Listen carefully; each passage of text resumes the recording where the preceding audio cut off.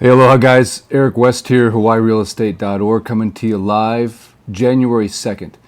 Very exciting day, I think, for the community to show up, and specifically the worldwide community being you, at the Maui County Council meeting that's happening right now in regards to dumping the toxic ash at Oluwalu.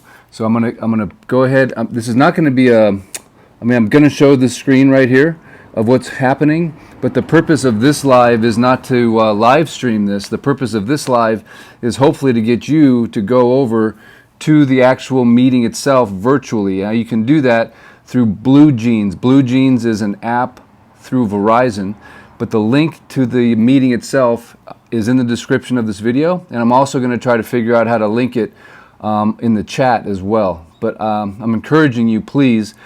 You're watching this video for a reason. 140 people out of the entire planet attending this virtually is very small. So my goal in this live right now is to bring you bring awareness to this meeting happening right now in regards to dumping the toxic ash from the Lahaina fire in Oluwalu, 1,000 feet from the ocean. The Maui County meeting is happening right now, as you can see. Materials. It's important to note that hazardous materials have been separately removed by the EPA. And so basically what's going to happen here is they are going to, sorry about that, the morning has been fraught with some technical difficulties, to say the least. At any rate, they actually just did about a 15-minute pause because they're having some technical difficulties as well. But ultimately, what's going to happen here is they're going to speak. They have some speakers lined up. The mayor is there. You can see Mayor Bisson is right here. That's Tamara Paulton. She's the West Maui Council Disaster Committee Chair. And you will have an opportunity, if you want to speak. So right there'll be people that are present. Now look at the amount of people. They've got standing room only in the Maui County Council, which is amazing. Usually the place is empty. And I believe there's a bunch of people that are outside as well. But what you can do is, if you want to, you can hit the Blue Jeans link and testify. So there's going to be the opportunity to take public testimony.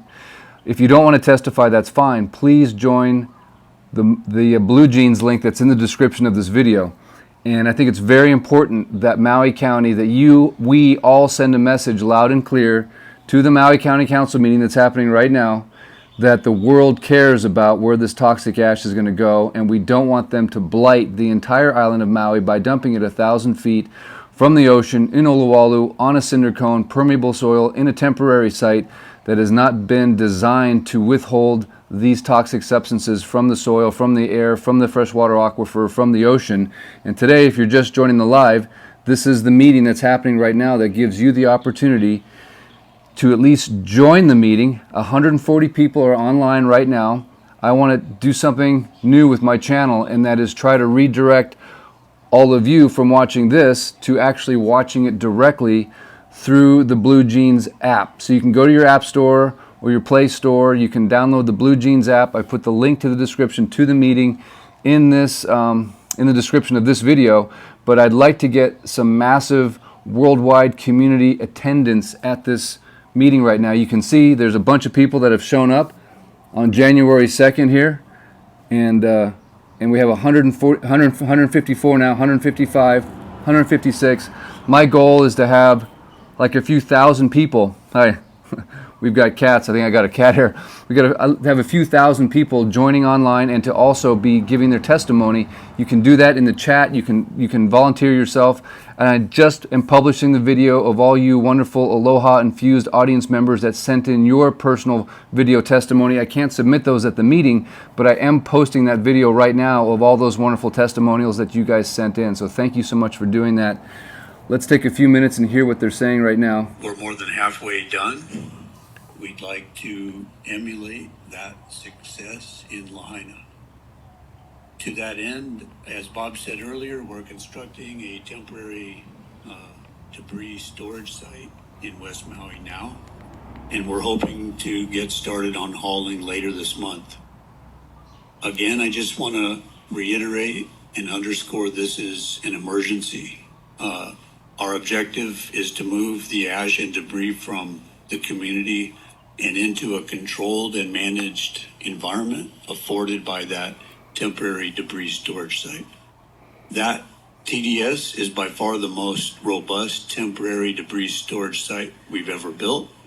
It was designed to be as resilient Sorry as about that. Central Maui landfill. For added context, before Bob's volume picked up, I just want to indicate that normally our authority allows us only to participate in funding the removal of hazardous materials, ash, burned home remnants, and hazards such as trees and unsupported walls that could fall on work crews or the public. For this event, we considered the severity of the destruction as well as the state's request for expediting economic recovery. To that end, we've added vehicles, marine vessels, marine debris, structural footings, foundations, basements, soil sampling, and ash removal from the ash footprint commensurate with any contamination, commercial structures, and demolition of clearly destroyed public, private, residential, and commercial structures. Lastly, I really want to emphasize that we continue to maintain utmost concern for the significant cultural, archaeological, and historical resources in Lahaina, which we anticipate will add to our timeline, and we look at this part of the effort as an honor and an obligation to protect your resources however we can.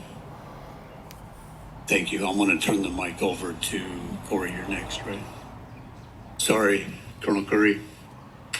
You're up. Okay, next up we have Colonel Curry, and we'd love for him to speak specifically on the temporary debris disposal site at the community meetings we've had. So you can see right there we have 162 people that are in the meeting right now, 162. So I have put a link in the description of this live feed. If you could please go to that link in that description and join the meeting on the Blue Jeans link. So it's an app I think you can download on the Play Store and the App Store. And this is Colonel Curry. He's with the Army Corps of Engineers. But if you guys just do me a favor, we only have 163 people from around the world that are watching this. You can just log in, watch it live, and then if you want to testify, add your name to the chat, and they will allow you to do your own testimony there. I was unable to submit the videos that you submitted to the Maui County Council meeting. You've got to actually do it on the Blue Jeans app.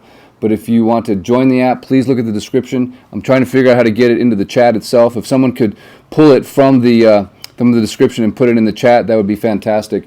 We'll go ahead and tune in Colonel Tom Curry. I think his name is Curry. Colonel Curry, I should say. Urgency is based on the realization that this material is in an uncontrolled environment today, and we've been moving as quickly as possible, working hand in hand with the county and all other federal agencies in order to expedite the process to where we can get this material into a controlled environment. And that is 100% what the temporary debris storage site is intended to do. So since given the authorization to start design and construction of the temporary debris storage site, a completely separate project from the final debris storage site, the Corps of Engineers has moved out as quickly as it possibly could. As Mr. Wingate mentioned, this particular TDS is far beyond what we would typically build, but recognizing the concerns that all have expressed and the responsibility that we have to not only take this material and put it into a controlled site, but also to protect the environment, to protect the community, and to protect your sensitive areas throughout that process. It is all part of the effort that the Corps of Engineers continues to apply to this particular mission. So in a minute, I'll pass off to Dr. Coder, who's going to take you through some of the details on the design and the construction of the temporary debris storage site. But before I do that, I just again want to emphasize that throughout this process, we anticipate that we continue to work hand in hand with all other federal agencies, the county, and the community to ensure that as this continues to move forward, that we meet your expectations for protecting the environment and for protecting your community. This temporary debris storage site is 100% for protecting the environment and protecting your community. To get that material out of Lahaina as quickly as possible so that it can be in a controlled environment, and then determine what the decisions can be made to determine where that will go and what will be done with it when the temporary debris storage site is no longer required. So as we continue to push forward, we do anticipate, and our goal is to start removing material from Lahaina in the middle of this month. So really here just in the next few weeks.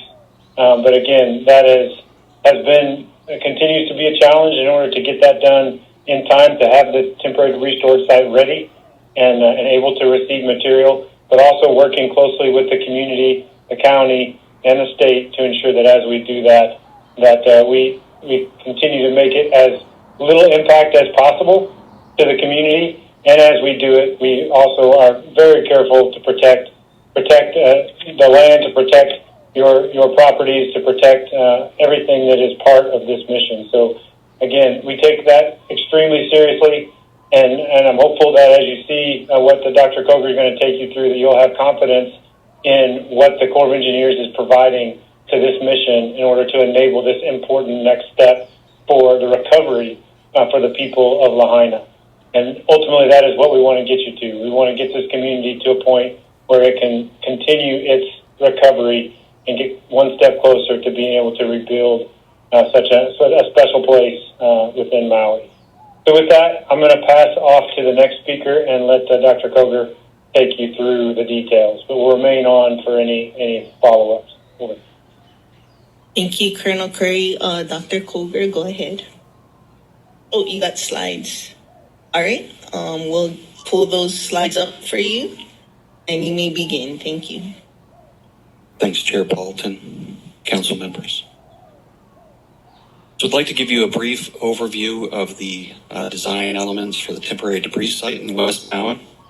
Go to the next slide, please. You're welcome. This is a location slide. Again, it is in West Maui. It's a short distance from Lahaina, which is critical for a safe debris mission. And it is adjacent to the former Oahu landfill. Next slide, please. So the Army Corps is working to clear 300 to 400,000 tons of non-recyclable ash debris. They say both yards or That tons. needs to I occur wish as soon they'd as make up their possible, mind because if all it's of the yards or concerns tons. that you might have associated with Oh, a there it temporary is, debris yards. You site just said is tons. happening in real time with no controls right now in Lahaina over 2 miles of surface area. The temporary debris facility enables debris removal to begin in Lahaina, while Maui County works to identify a permanent disposal facility. The TDS is just that, it's temporary. And the Army Corps cannot construct a permanent, nor will we construct the permanent landfill. So just want to make that clear. FEMA will not provide funding for a permanent facility. That being said, the design for this, as Mr. Wingate has pointed out, is over and above anything we've ever built, and it almost qualifies as a permanent Class D landfill, very similar to what is in Maui Central Landfill. We just don't want it 1,000 feet from We the are ocean. currently constructing the It's in the temporary car. debris site in West Maui with a proposed start date for debris removal out of Lahaina sometime in mid-January, maybe to late January. Debris removal from Lahaina is projected to take 12 months. So any delays in debris removal will just extend that time frame. 40,000 semi-truckloads. 80,000 round trips. Pulled it to the extent that we can. That removes about 200,000 tons of material that will not be going into any landfill on Maui. The remaining ash and non-recycled debris is then wetted and what's called burrito wrapped in plastic. And I'll show you some pictures of what that looks like. and then that's placed in the temporary debris facility. And the trucks are Once dripping. Maui County selects and constructs the permanent site using the same methods, the Army Corps will transfer that debris to the permanent facility. The Army Corps is responsible, along with our contractors, for construction, maintenance, management, cleanup, and closure of that TDS facility. We will leave it as we found it. Just so you guys know, the Taking the permanent debris site to the is right TDS next to facility the temporary controls, site. and this has been mentioned a They're number of times, adjacent what to each is other. otherwise an uncontrolled hazardous material that might be impacting both human health and the environment as we speak. The debris will need to be stored there for the length of time it takes to construct the permanent facility. But just know that if that construction occurs prior to the temporary debris facility taking all of the material over that course of the year, then we'll just take it directly to the permanent debris site. We won't have to handle it twice. Next slide, please. So what you see is an example on the left of a pre-debris removal debris stream. This is, again, uncontrolled. Any rain, any wind can further cause environmental problems. On the right, you see after debris removal, we remove any of the structural ash. We leave what we can as appropriate. So this is the goal for Lahaina. Get from an uncontrolled to a controlled environment. Next slide, please. So who is constructing the TDS facility? The Army Corps of Engineers has been tasked by FEMA. We have a prime contractor, ECC, who has offices here in Honolulu. They also have Tetra Tech. They are the designer of record, and they actually are assisting Maui County with designs in the past for their disposal facilities. And then finally, actual construction is by Alpha Incorporated. That's a local company. Next slide, please. Here's an overview or a schematic of the temporary debris facility. So on the far or upper right corner, we have designed a facility that can accept 500,000 cubic yards of material. So we over-designed just to make sure that we have the space. You can see immediately to the west, there is a detention basin. Any water that goes through the facility is collected there. It's a lined pond so that no water that goes through the TDS, the temporary debris site, is getting off-site. Most of the water is being diverted around to the south and east. Also along the left edge, you'll see we're using an existing cane road. We're not going to be using the highway to transport this debris. The only crossing it is at Ponopi'ilani. We're going to cross the highway there and then go immediately onto the cane road, which is actually being reinforced as we speak.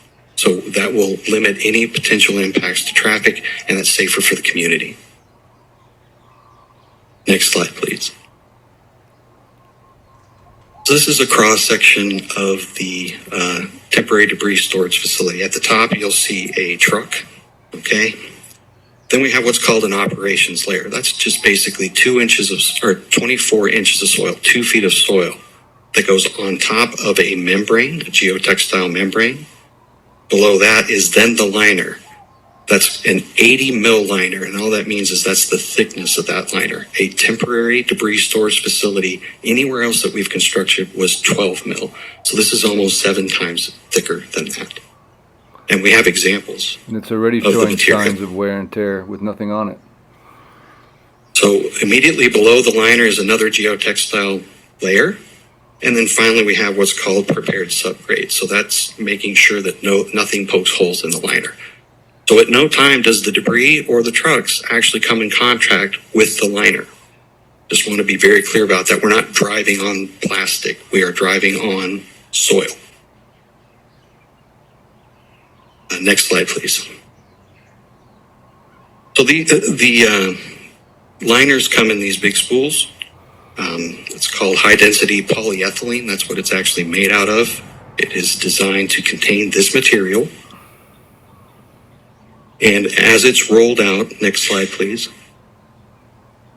it's overlapped, okay? So we make a seam. That seam is then welded together with heat to form an airtight seal. Just imagine a bicycle inner tube. If it's holding air, that means that you've got a good seal. Next slide, please. This is one of the pieces of equipment that's used to make the seal. Okay, again, it's just heat welded. Next slide, please. And it's also a double weld. That's where the air gap comes in. That's how we can test and know that it's actually watertight. So we overlap the liner. Those liner panels are double welded together with a pressurized and tested air gap, which is shown on the next slide, please. This is a cross section of the air gap. So that air gap is tested. That means it's actually holding air, which means water's not going to go through. If you guys are just tuning in, please be sure to share the video. Next slide, please. And like it, obviously. We placed 2 feet of material on top of the geotextile membrane. We didn't do a which good is job on of top of the advertising liner. So this again, at no meeting. time are the trucks or the debris actually in contact with the liner. Next slide, please. Let's talk about the actual debris removal from Lahaina. This is done under what we call wet methods. We basically, if you look on the far right of the left picture, there's a man with a water hose. There's going to be a water truck or a water buffalo out there for every site that we do debris removal on, and that is keeping the ash down. Not only are we doing that, we're actually doing air monitoring to make sure that everybody in the community is safe, as well as our workers are safe. So that ash material is placed in plastic lined trucks, and then that is wrapped and sealed, and that's what's called the burrito wrap. This is not designed for permanent containment. Okay, this is just to make sure that no ash or debris is coming out of the trucks as it's transported to the temporary debris site and or to the final debris site. So if it breaks at the temporary debris site, we will reload it, rewrap it, and transport it safely to the final debris site. Next slide, please. By the way, the Cane Road they're going to be driving on is closer to the ocean, much closer to the ocean. Gonna ask for decorum, please. If you can't control yourself, then you're interrupting everybody else here that came to hear the presentation. So please do control yourself. Thank you. All of this information and more about this entire mission can be found on MauiRecovers.org. There's a huge section on frequently asked questions. So these pictures will be provided so that you yourself can go on and see exactly what we're discussing. And I appreciate the time and attendance today. Thank you. Thank you, Dr. Colbert. That concludes your folks' presentation. I have Glenn. So if you guys are just joining right now, please be sure to like and share the video. We need to get the word out. Please join the Blue Jeans link that you'll find in the description of this video so you can actually go join this meeting directly. I think we've gained about 10 people since I started this live, but if you could please go check it out on the Blue Jeans link, and also you can testify later on. We'll be hearing testimony from the community, and you can do that as well. Yes, so the DOH regulates all solid waste management facilities and landfills in the state. And so our role in regards to these sites are that we oversee the compliance of the design, operation, closure of any of solid waste management, so the TDS and the final disposal site, as applicable with state statutes and rules. And so our role is not to recommend any site, but to evaluate whichever sites are selected and determine its compliance. Thanks. Thank you. Oh, sorry if I mispronounced your last name. No, that's perfect. Oh, okay. Thank you. And then next up, any opening comments from the Bioremediation group?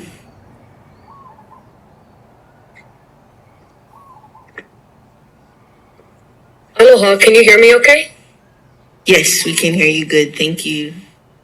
Wonderful. I will try and speak loudly. Aloha kakayaka, me ho'ole makahika ho, Council Chair Paulton and committee members. Mahalo nui for having us here today. I am speaking on behalf of Maui Bioremediation Group. I am a bioremediation ecologist, and I'm just honored to be working with the Kaiaulu of Lahaina and of West Maui. So first, I would like to say that Maui Bioremediation Group is not for any, quote, set it and forget it solution that I kind of feel like is currently on the table. And that we strongly do recommend some design changes, right? So things like the EV and the human remains do need to be separated, and we've heard these cries from the community, and that those need to be dealt with separately. There was some question, and that the controlling of the environment is the issue. So if that is the case, right, and determines the success of bioremediation, then we should be working with us and the community to alter the disposal plans so that conditions can accommodate treatment on site, whether that be in Oluwalu or in another place. And also, right, yes, we do need to incentivize the degradation of these toxins by these different microorganisms and fungi that act as the catalysts. But that can be done by incorporating, let's say, nutrients like nitrogen or phosphorus in their bioavailable forms into the liquid biological amendment that would be applied on the debris, both pre and post removal. So we really want to prioritize soil treatment in situ, right, which means on site. We want to treat with a liquid biological amendment, so that can be IMOs, right, those indigenous microorganisms. There's a lot of other good microbes that come from compost piles, that come from worm castings, right, that are very well documented to have the degradation and detoxification abilities. Something that I wanted to bring to the table today, too, is an NRT fact sheet that's actually from the EPA back in the year 2000, and it quotes, the two main approaches to, this is an oil-specific bioremediation, is bioaugmentation and biostimulation, both which we are presenting to do. And that this study for, I'm sorry, I'm trying to read the quote. In conclusion, bioremediation is a proven alternative treatment tool that can be used to treat certain aerobic, which it currently is aerobic conditions, oil-contaminated environments.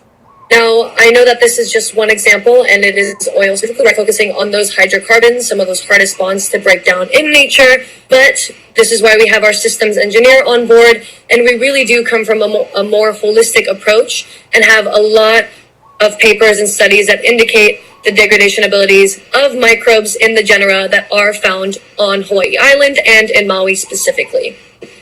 I also wanted to address Mr. Schmidt's comments earlier about the material removal. So just some clarity, right? So you said that the hazardous materials have all been removed in phase 1. Essentially, lead is considered to be toxic, right? This phase 2. So I guess my question is to your environmental toxicologist or your toxicologist in the room with your expertise. Understanding, right, contaminants, how they transform, how they're mobilized or immobilized and transported.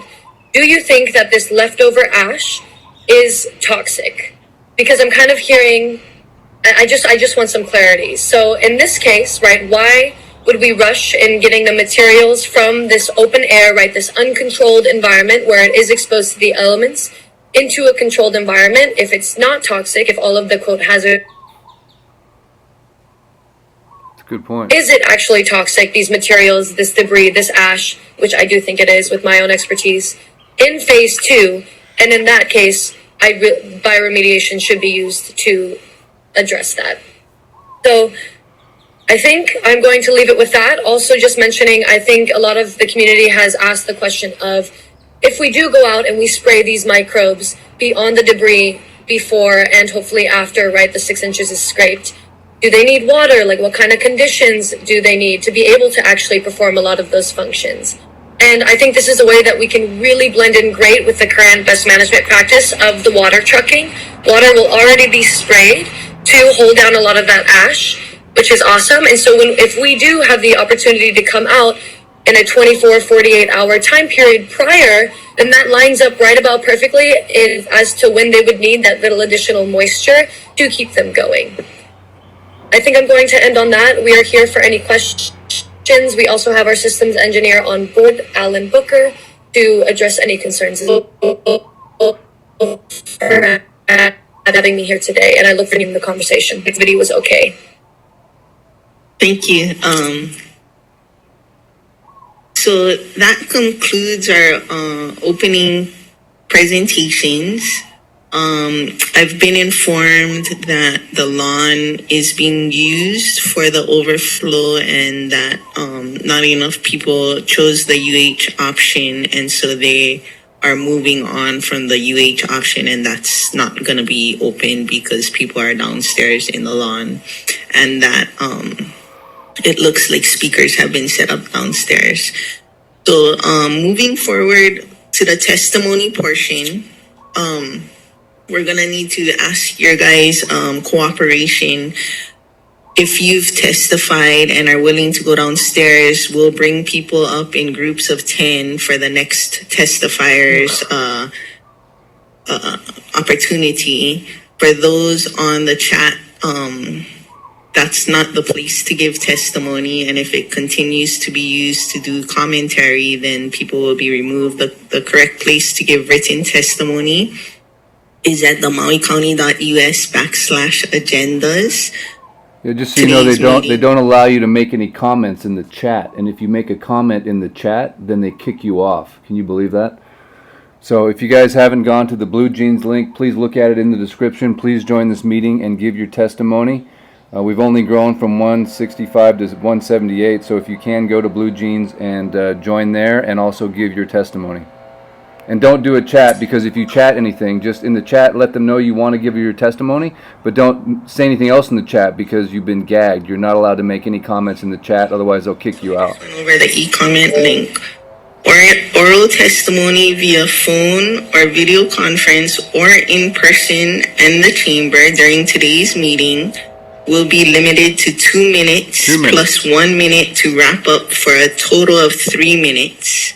Please let staff know if you intend to testify by clearly identifying your name in the chat. If you prefer to testify anonymously, please state this in the chat and staff will refer to you as testifier and assign you a number. 3 whole You minutes. may indicate in the chat if you do not wish to testify, but chat should not be used for discussion or comments. Why not? May I please request that everyone keep their videos and microphones muted until it is your time to speak. Decorum must be maintained at all times. Any person who behaves in a manner that disrupts, disturbs, or impedes the orderly conduct of this committee meeting can, at the discretion of the presiding officer or a majority of present council members, be ejected or banned from the council meetings, or if participating remotely, muted or dropped from the meeting. So this includes, for today's purposes, if people can hold any kind of applause or reactions, kind of the goal is we have the mayor until 1:30. And I'd love to give as many people the opportunity to testify while he's still here. So that's the reason 3 minutes total. We can get people lined up. And folks must exit chamber after they testify to accommodate new testifiers. We want to try and give as much people a chance to testify. If it starts to get out of control with booing or clapping or too much. And if you're just joining the live, guys, please do me a favor, share the video, like the video, go to the Blue Jeans link that's in the description if you want to join, if you want to testify.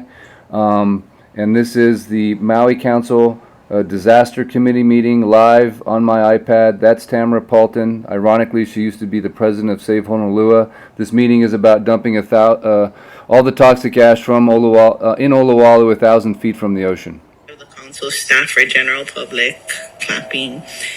So it'll be considered a breach of decorum for members of the public to use the chat for anything other than testimony sign up.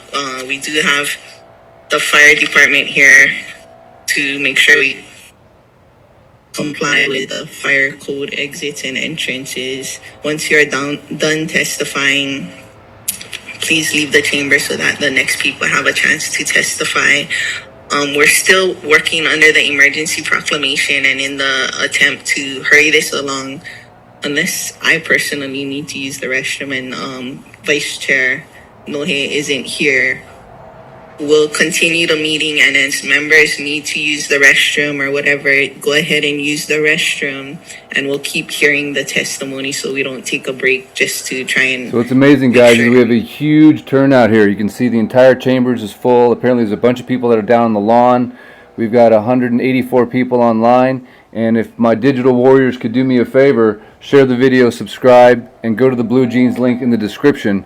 But we're getting some good outcry here from the community in regards to this issue. Until you are escorted to come up.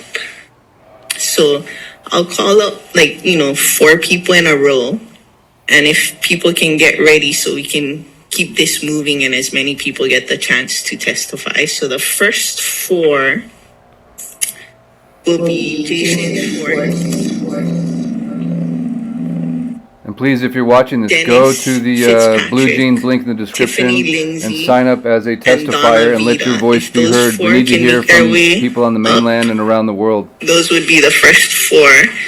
We'll put 2 minutes on the clock and 1 minute to wrap up.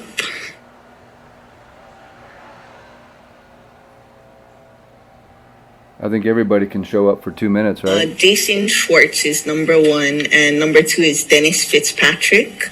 Number 3, Tiffany Lindsay, and number 4, Donna Vida. 5, Will Wilkinson. Thank you so much. Okay, if we can have quiet for the testifiers, and we'll try to get this going along. Go ahead, Mr. Schwartz. Good morning, aloha, everyone. When I came, I was going to say that I thought Oluwala was a bad site.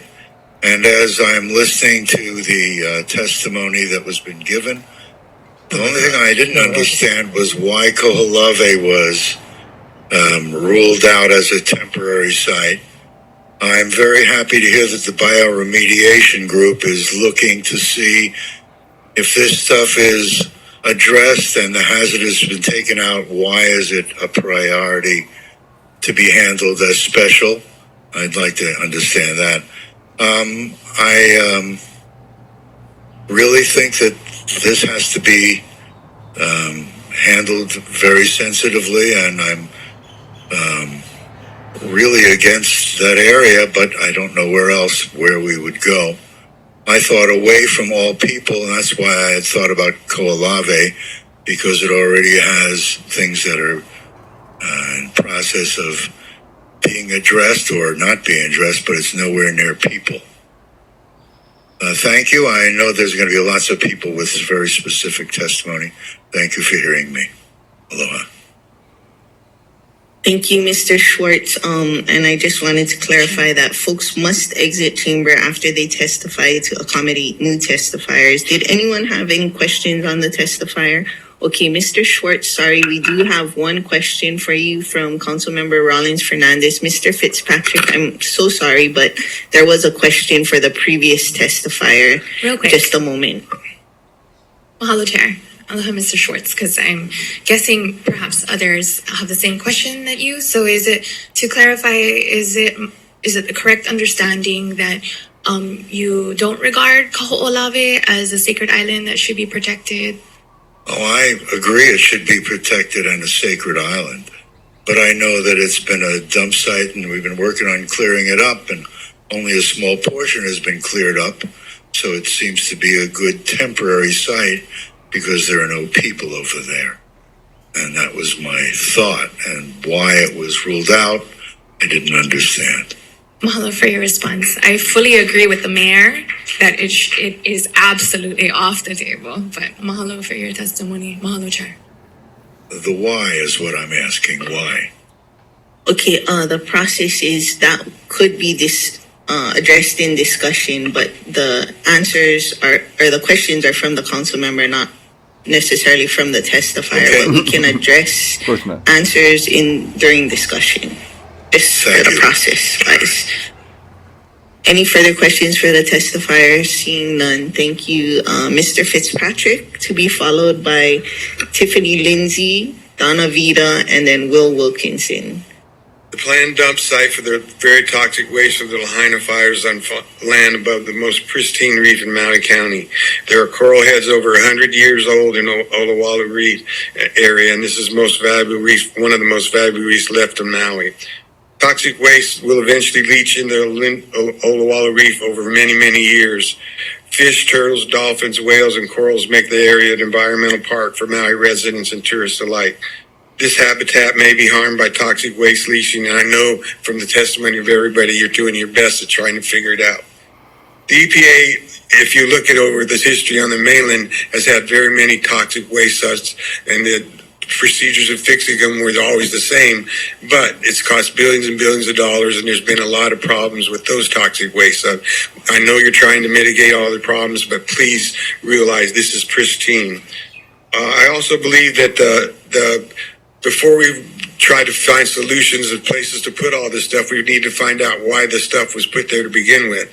You know, I believe the leaders over the last 40 or 50 years have stopped listening to the people of Maui of our concerns for whatever reasons, but that needs to be addressed as well. I feel government needs to have hearings, public's inputs, and stuff like that. I just read it once or twice in the papers, and all of a sudden I see them building the site and doing it. But I know that time's limited, and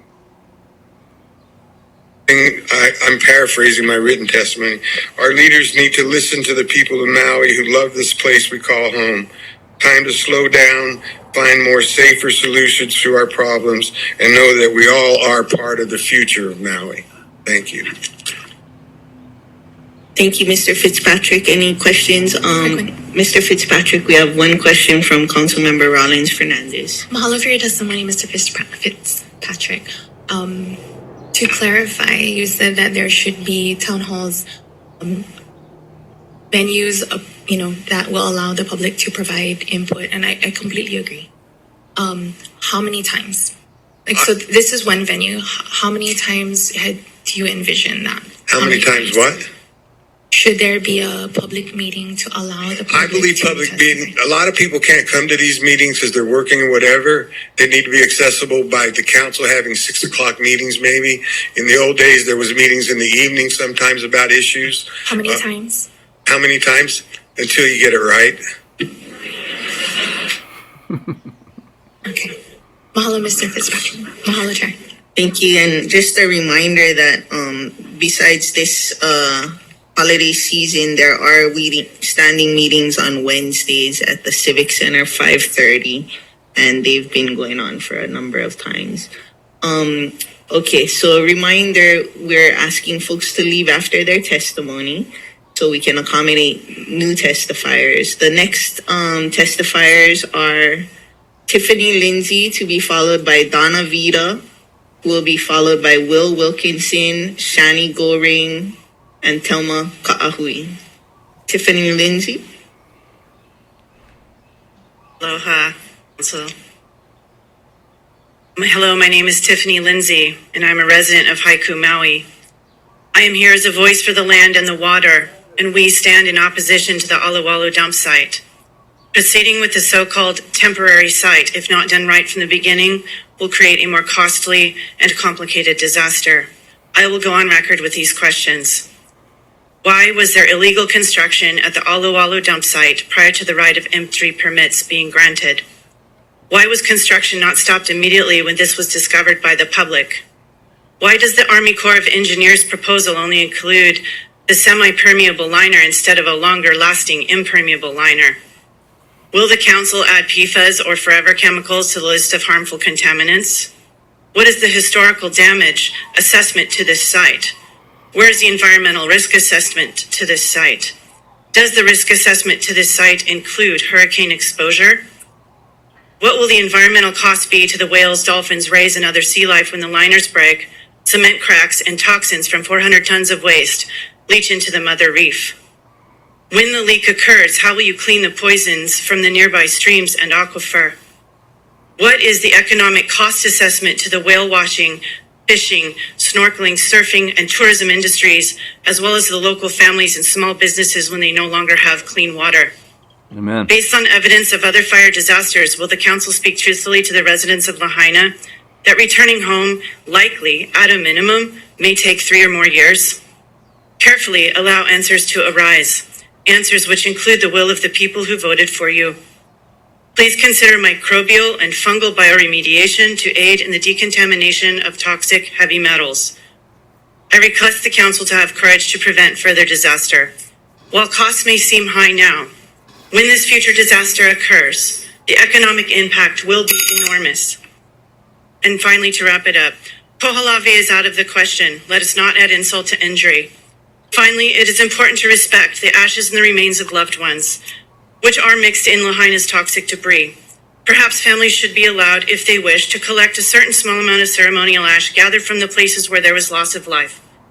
I would like to suggest placement of these ashes in a large permanent memorial as a way for families to honor the ancestors and for these ancestors to have a symbolic resting place.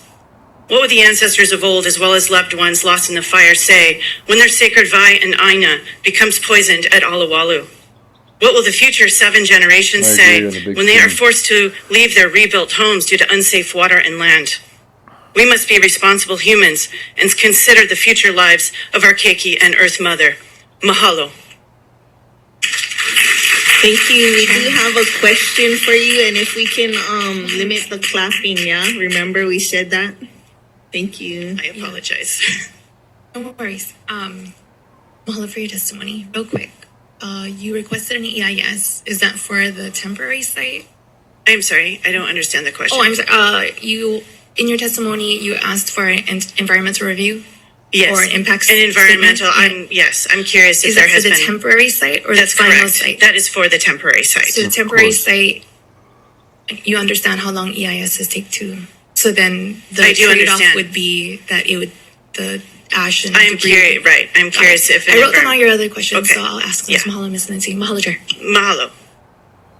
Thank you. And a message to folks on the lawn. Those on the lawn can sign up to testify by going to the lobby on the 2nd floor and asking for Pauline. And in that way, they can sign up to testify. So next up, we have Donna Vida to be followed by Will Wilkinson, Tani Goring, Telma Ka'ahui, then Lemomi Ka'ahui. If you're just joining the live right now, there's a link in the description to the Blue Jeans link, which is a Verizon app that you can join and watch this on their platform, and you can also sign up in the comments to testify. Please do that, and also share this video and like and subscribe to the channel. Most of my life, I have helped individuals, families, groups to discover their inner peace with the desire to thrive in harmony in their relationships with each other, with the Aina.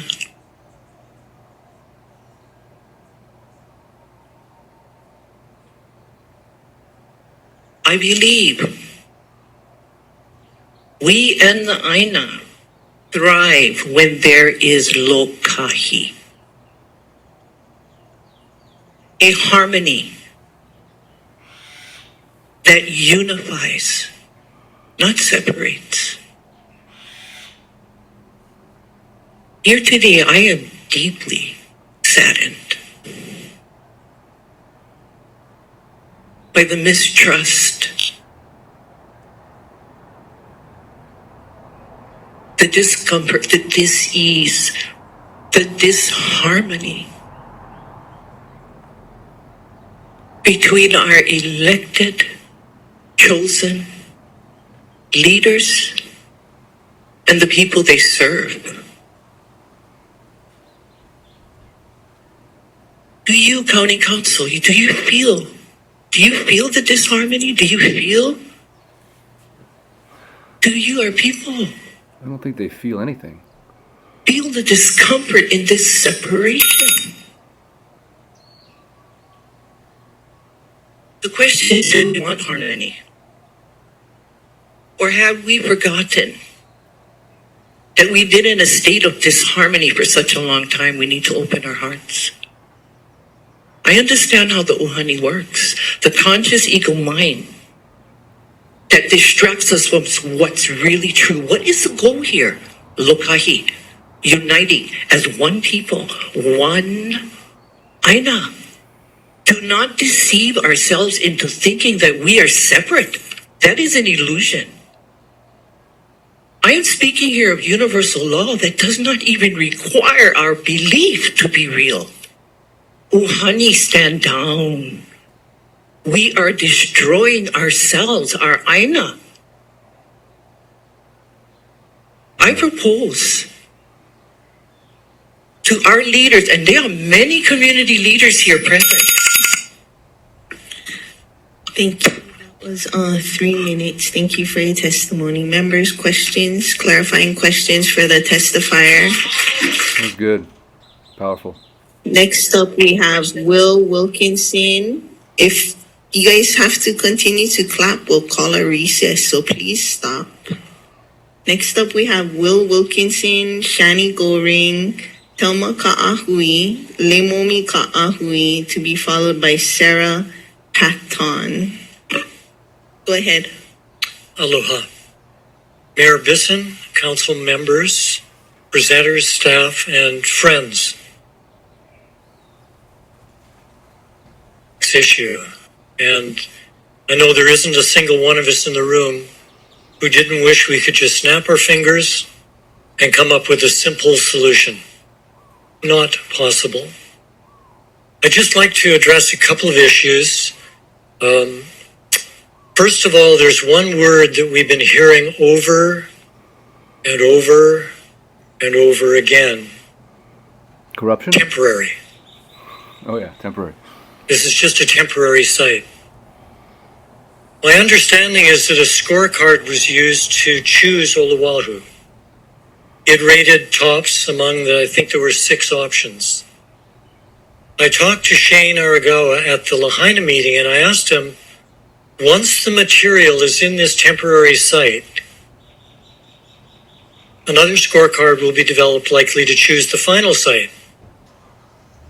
What are the possibilities that any other location will score higher than where the debris already is?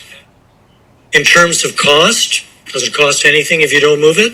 Time, doesn't take any time if you leave it there.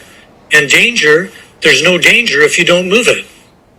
So I think it would be honest in this chamber to acknowledge that there's probably Zero chance. a 99% chance that the temporary site will become the final site. Zero chance you're going to move it. That's right. Zero chance. I'd like to also thank the presenter on the bioremediation topic. This sounds like a really valuable idea to pursue. Here's why we probably won't. A comment was made about experts with decades of experience. Bravo, If you can we need wrap it that. 1 minute. The problem with experts with decades of experience is known in academia as the curse of knowledge, which blinds them to alternatives. If we did not welcome alternatives, we would still believe the earth was flat, and we'd still be executing people for saying the earth revolved around the sun, not the other way around. So, I especially urge the mayor to let go of one concept. He actually mentioned it. I respectfully disagree that we need to compromise. Compromise is the worst decision-making process possible. It means everybody's unhappy. We want the truth, which always is more difficult to find. But I just would respectfully encourage that we search for the truth, let go of the hope for some simple solution, but take the time to find out what is actually the best way to go. Mahalo. Thank you. Perfect timing. Next up, we have Shani Goring, then Thelma, Any Lemoni, questions for the Sarah, testifier? and then Tom Gruber. Supposed to ask if there's Go any ahead. questions for the testifier. Aloha, and thank you for the opportunity to present to you today a list of grievances and the request to immediately stop the construction of a temporary toxic waste landfill to house 400,000 tons of the most lethal carcinogens known to mankind. I was planning to begin my remarks today by describing the importance of Olowalu and its marine ecosystem and history, but judging by the turnout in this room, I think we all know and understand its importance.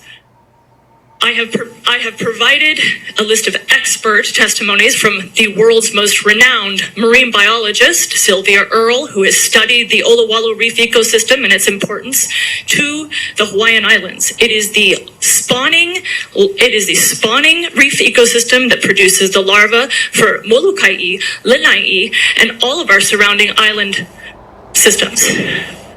Wow. But from a disaster management point of view, I am even more concerned about this decision making. As Director of Communication for the University of Hawaii's Pacific Disaster Center, a program recognized by the United Nations for its achievements in disaster risk reduction and resilience building worldwide, there is no such thing as a natural disaster. All disasters are man-made. It is the intersection between our natural landscape and the population in which disasters occur. In this case, our natural landscape for this toxic waste landfill is at the basin of a natural watershed that we know is prone to flash flooding. Only 3 days of rain, we will collect an enormity of water that not this landfill or any others could contain. That's right.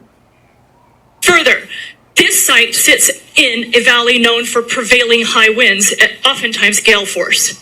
When we are handling this toxic waste ash, it will be dispersed by winds and carried to the ocean ecosystem below and the lineal descendants of the Olowalu Valley. That's right. If you can conclude. I understand under the emergency proclamation, we have sidelined many federal laws as well as county laws to fast track this site, and I understand the importance of containing the debris. We've had many very intelligent alternatives presented to a site location within the burn zone that is already contaminated to permanently contain it and then transport it to a more desirable location like the Central Maui landfill. In conclusion, what about I mentioned the keiki, the fish, and the coral, and the endangered whales who also come here to birth their calves.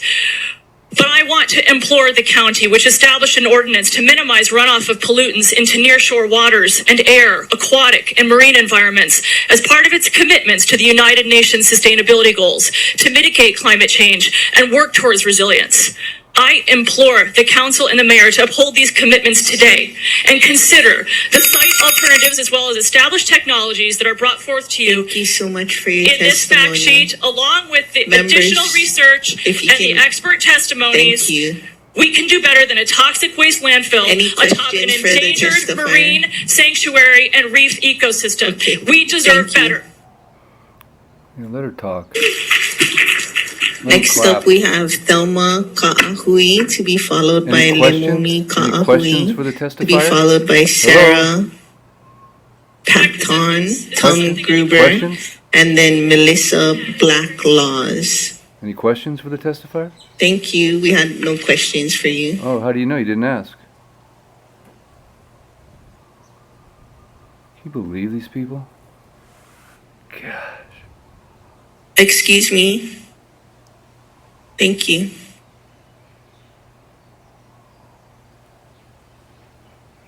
Not one of these people will be elected again on this council. I can almost guarantee you that. Just because of their pompous attitudes.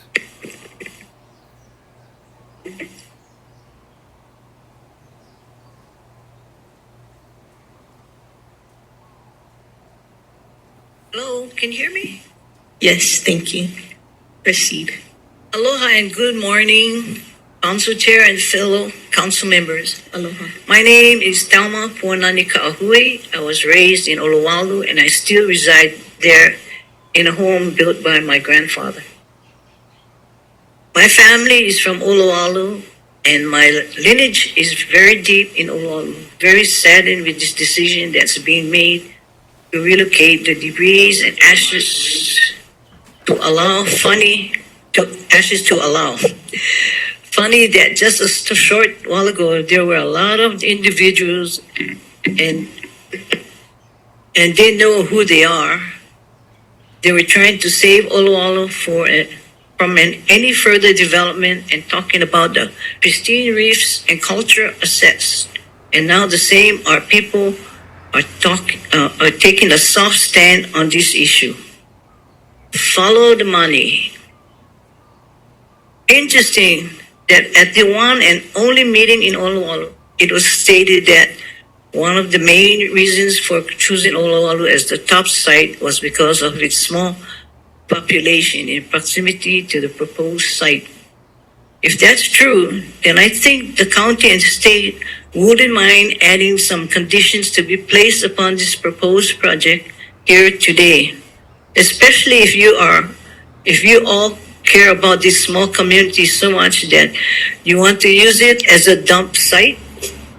Again, condition 1, no further CPR or any parcels located between Kaiheliku and the gun range at Ukumahami. Condition 2, no matter further subdividing of any partial between Kaiheliku and the gun range at Ukumahami. Condition 3, no further rezoning of any partial between Kaiheliku and the gun range at Ukumahami for anything but agriculture use. Thank you. If you can conclude in a minute. Number 4, the highway gets moved behind Oloalo from Ukumahami to Cut Mountain immediately as part of this process. The conditions should be retroactive from August 9, 2023. Again, I'm not in support for the site in Oloalo. For everyone out there, follow the money. The whole process smells bad. Thank you, Ms. Ka'ahui. Next up, we have Lemomi to be followed by Sarah, then Tom, then Melissa, then Rebecca Germansky. We're ready for your testimony. Thank you. Aloha, good morning.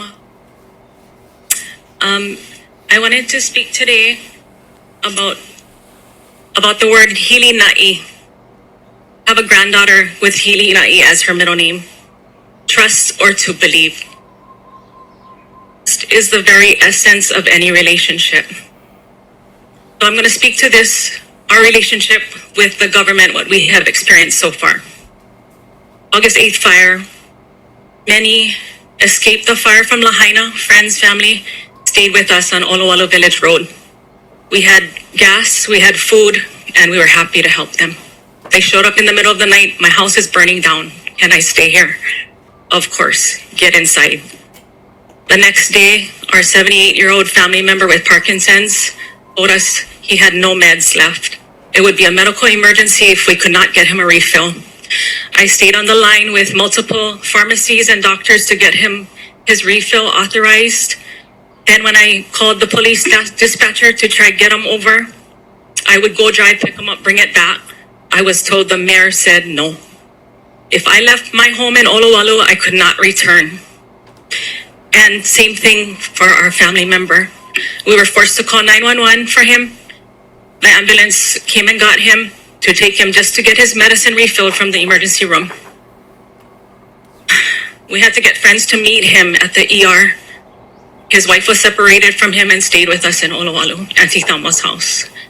Fast forward to November, our cousin let us know that he had requested a meeting with county and Oloalo community to discuss this proposed toxic dump. November 18th meeting was held, but not held on Facebook live feed or announced to the public. Right.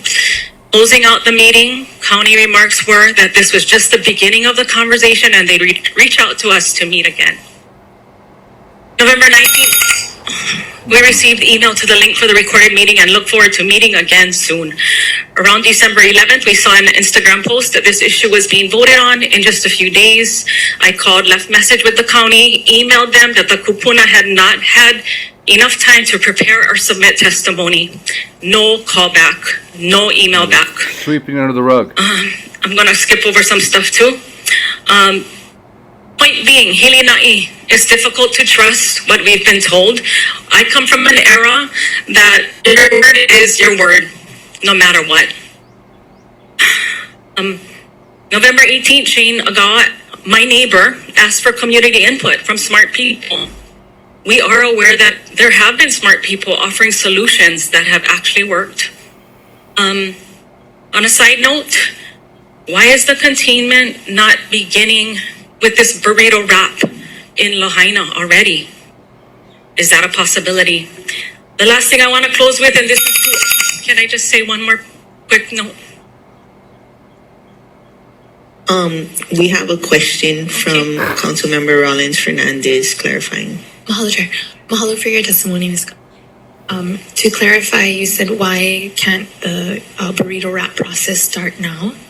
Or any other containment of the burn zone, the current contaminated burn zone. Okay, I'll ask that question, and then your last. My last statement, and it was just, this is for all the indigenous people of Hawaii and Maui, especially Lahaina, Olowalu. I've learned about an act called CERCLA, CERCLA, or Superfund, where the EPA is given the power to overtake properties that have been declared toxic waste, accidental spills. So I want everybody to look at this who owns property in Maui, but especially the lineal descendants who own land here. Mahalo. Thank you. Any further questions for the testifier? Seeing none, thank you.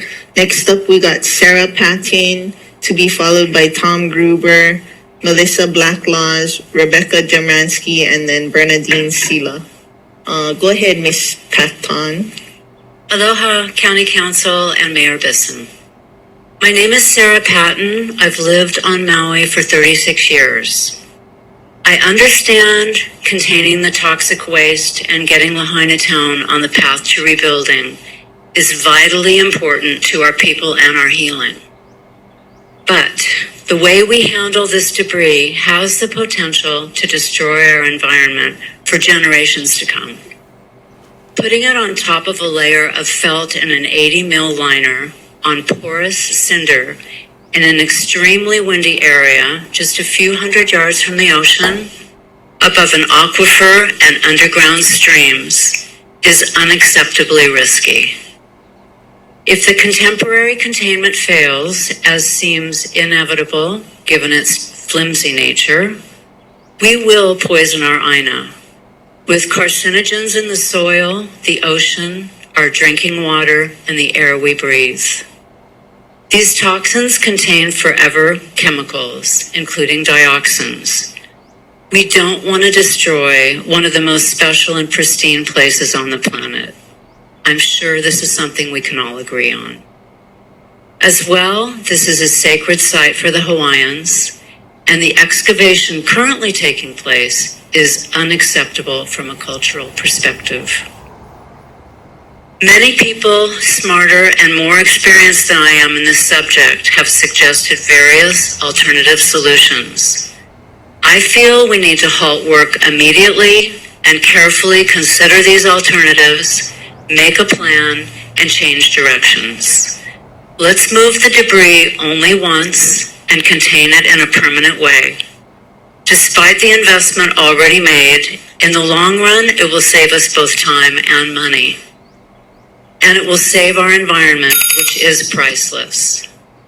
If we pollute our ocean, the fish we eat, the water we drink, and the beauty that the tourists come from around the world to visit, we may never recover. We have a huge contaminated area in Lahaina. Let's handle the debris within that zone rather than contaminating another area and the road between the two. We can start by removing the non-toxic debris, then we can seal what is left and move it to a permanent disposal site, or bioremediate or encapsulate to neutralize the toxins and create building materials. Please listen to the experts and take decisive and immediate action to save our beautiful island home. Mahalo. Well said, well said. Keep it in the toxic area. Don't toxify Thank you, other areas. Ms. Patton. Next up, we have Tom Gruber, to be followed by Melissa Blacklaws, Rebecca Dermansky, Bernadine Sila, and Foster Ampong. Go ahead, Mr. Gruber. Hi, thanks for the opportunity to speak. I'm Tom Gruber. I'm a full-time permanent resident of Maui. And I'm speaking on behalf of Sylvia Earle's Mission Blue and Deep Hope institutions. You know, Sylvia was instrumental in the creation of the Olawala Hope Spot and also the Marine Sanctuary for humpback whales. Also on behalf of our community and the life in the ocean. Now, I love what we're doing here. I believe in representative democracy. And one of the greatest things that it does is it gives us the chance to have the benefit of collective wisdom, all the minds in the room, the experts, the leaders, and the community. And so what are we hearing? Mayor Bisson started out by saying we have two important goals. One is don't let the stuff blow into the ocean, right? Protect Mother Nature's idling. It's urgent. We don't want this winter to blow into the ocean. That makes sense. And the second, let's respect the treatment of human remains, of the ashes. And Bob Fenton said, we want to do things consistent with federal regulations, right? And he said, you know, we should do it the right way in a safe location. Okay? And he also said they rejected off-island removal. Why? I quote, because they have an existing Class 3 landfill. Okay?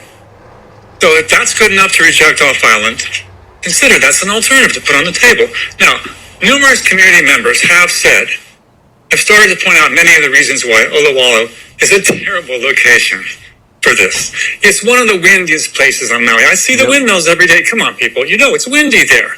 Okay, if wind is an issue with blowing ash into the ocean, don't put it in the windiest part of the island. Hello. And secondly, if we don't want it to get into our fresh water, don't put it on top of an aquifer.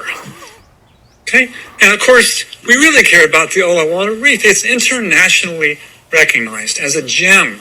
Maui contributes to the hope spots of the world as one of the greatest locations to protect ocean life. The optics of putting a toxic waste dump just upstream, uphill of that thing is terrible. Okay, so why do we want to do this? Wrap it up. I certainly will.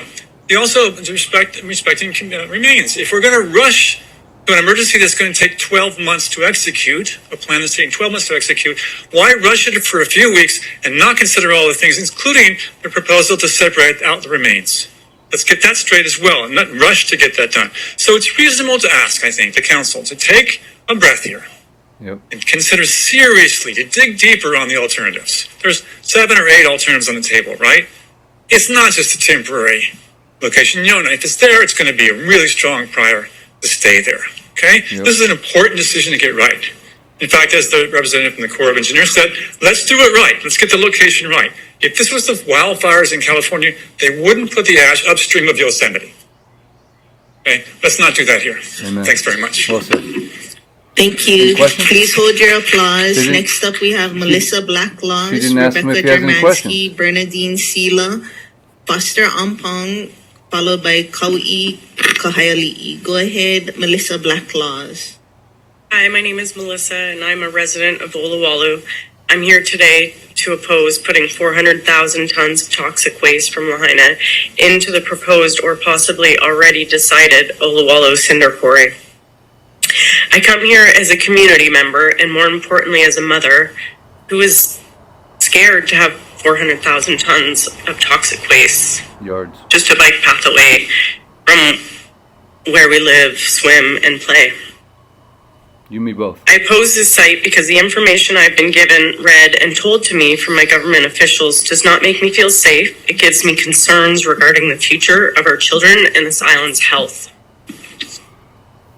On November 18th, I attended an Oluwalu community meeting with all the representatives spearheading this operation, which included the mayor and many others, and we thank you for that.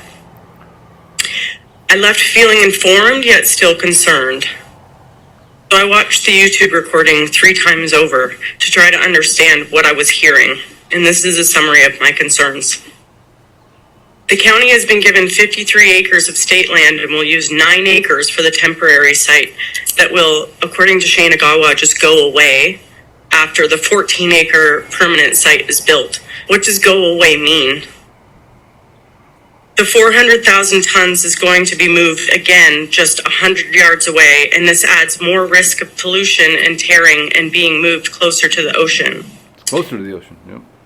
My question is, why is it taking 35 days to construct a temporary site and 9 months to a year to construct a final site?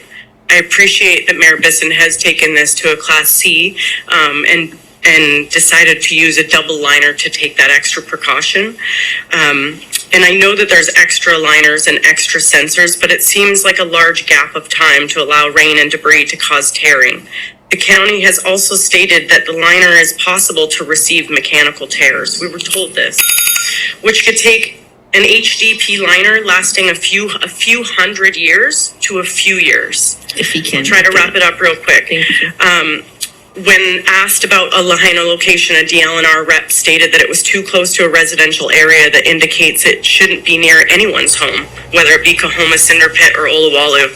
And regarding to monitoring, we were told if there's hits, we'll get it. And monitoring more closely, meaning what? We were told there's mitigation measures, but didn't state them.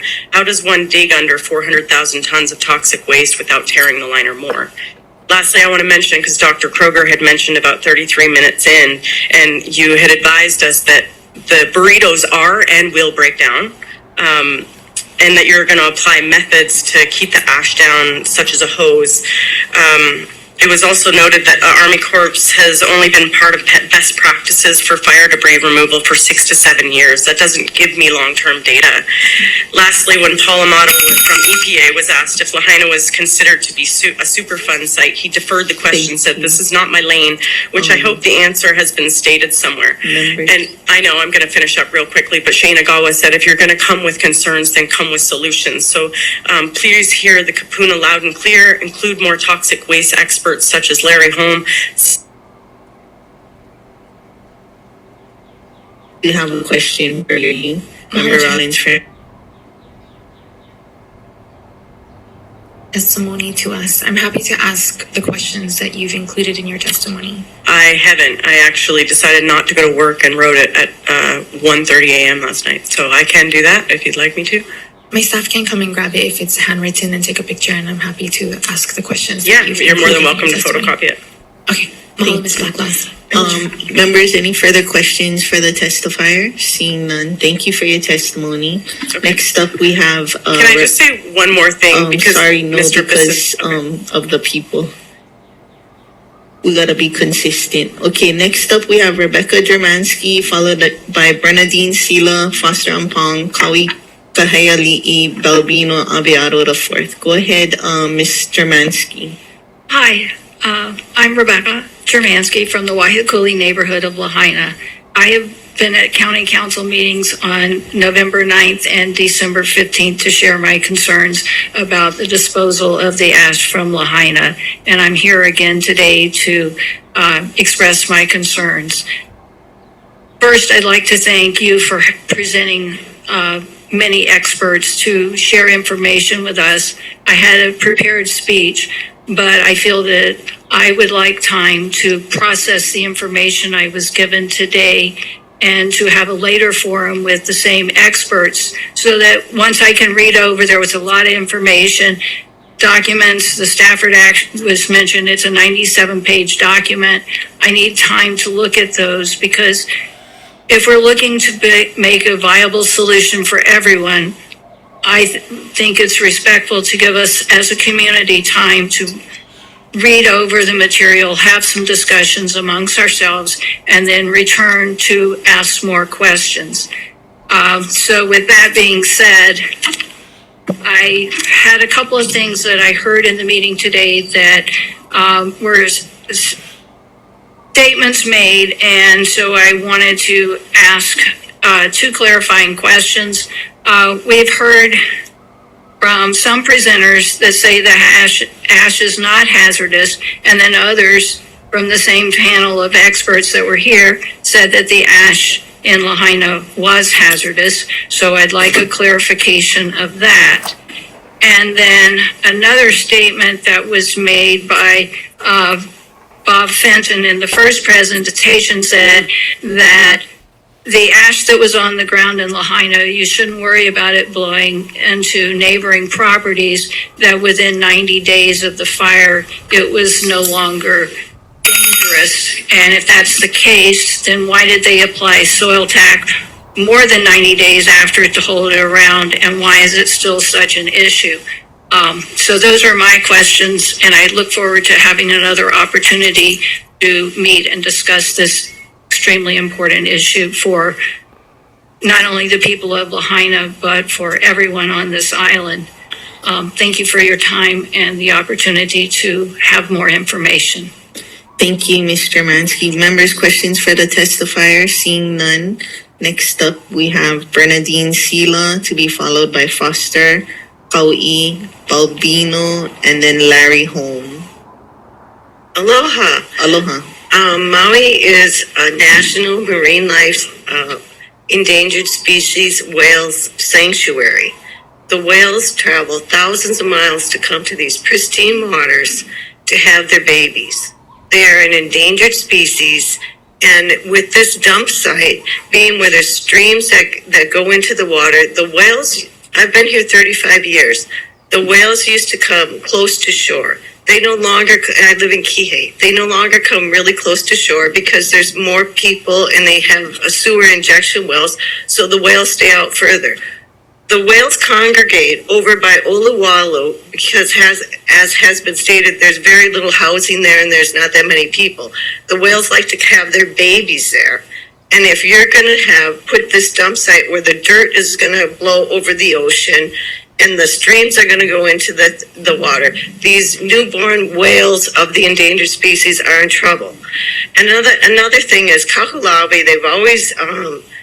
it's already been toxic and they tried to clean it up. I have not heard why that couldn't be a possibility. If they're going to be I heard him say today that they were going to be shipping the steel and the different stuff off the island. Well, why not ship it all off? And you could ship it to Kahalabi.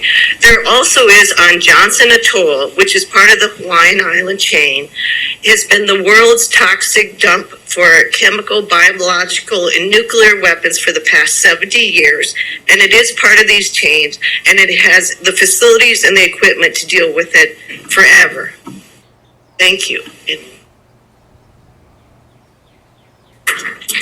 Thank you. Members, questions for the testifier? Seeing none, thank you for your testimony. We have Foster, Kau'i, Balbino, Larry, to be followed by Timothy Gunter. Foster, it's your turn to testify, and next up will be Kau'i.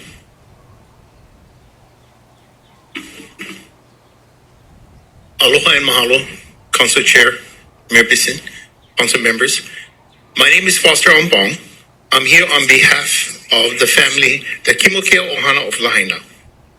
Family that has lived in Lahaina since time immemorial, and we still live in Lahaina, and several of my families are survivors of the fire. I'd like to first say that our Kimokea Ohana support the families of Oluwalu in opposition to Avalua becoming a temporary or permanent site for this toxic waste. Please let the testifier speak without interrupting. I'll jump straight through to the three reasons why our family is opposed to Avalua being a site for toxic waste disposal. One is that, in all due respect, I say this with aloha.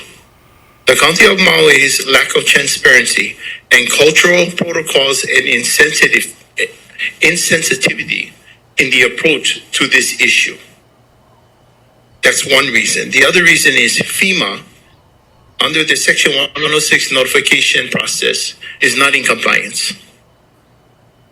My family, our family, the Kimokea Ohana of Lahaina, are one of the parties that are mandated to be notified in this discussion, in this decision-making process on a federal level. On November 4th, the notification letter went out to the consulting parties and the Native Hawaiian organizations. I was left out of that letter. On November 18th, I learned of this proposal for this temporary site. That was November 18th. I didn't get the letter of notification until November 28th. And so that right there, that in itself, FEMA's not in compliance. And the third reason why we oppose this is because of the adverse impact to an unregistered, possibly unknown ancient archaeological home culture Native Hawaiian site at the pool at Avalua, which at this point I strongly feel and believe that it should be further investigated.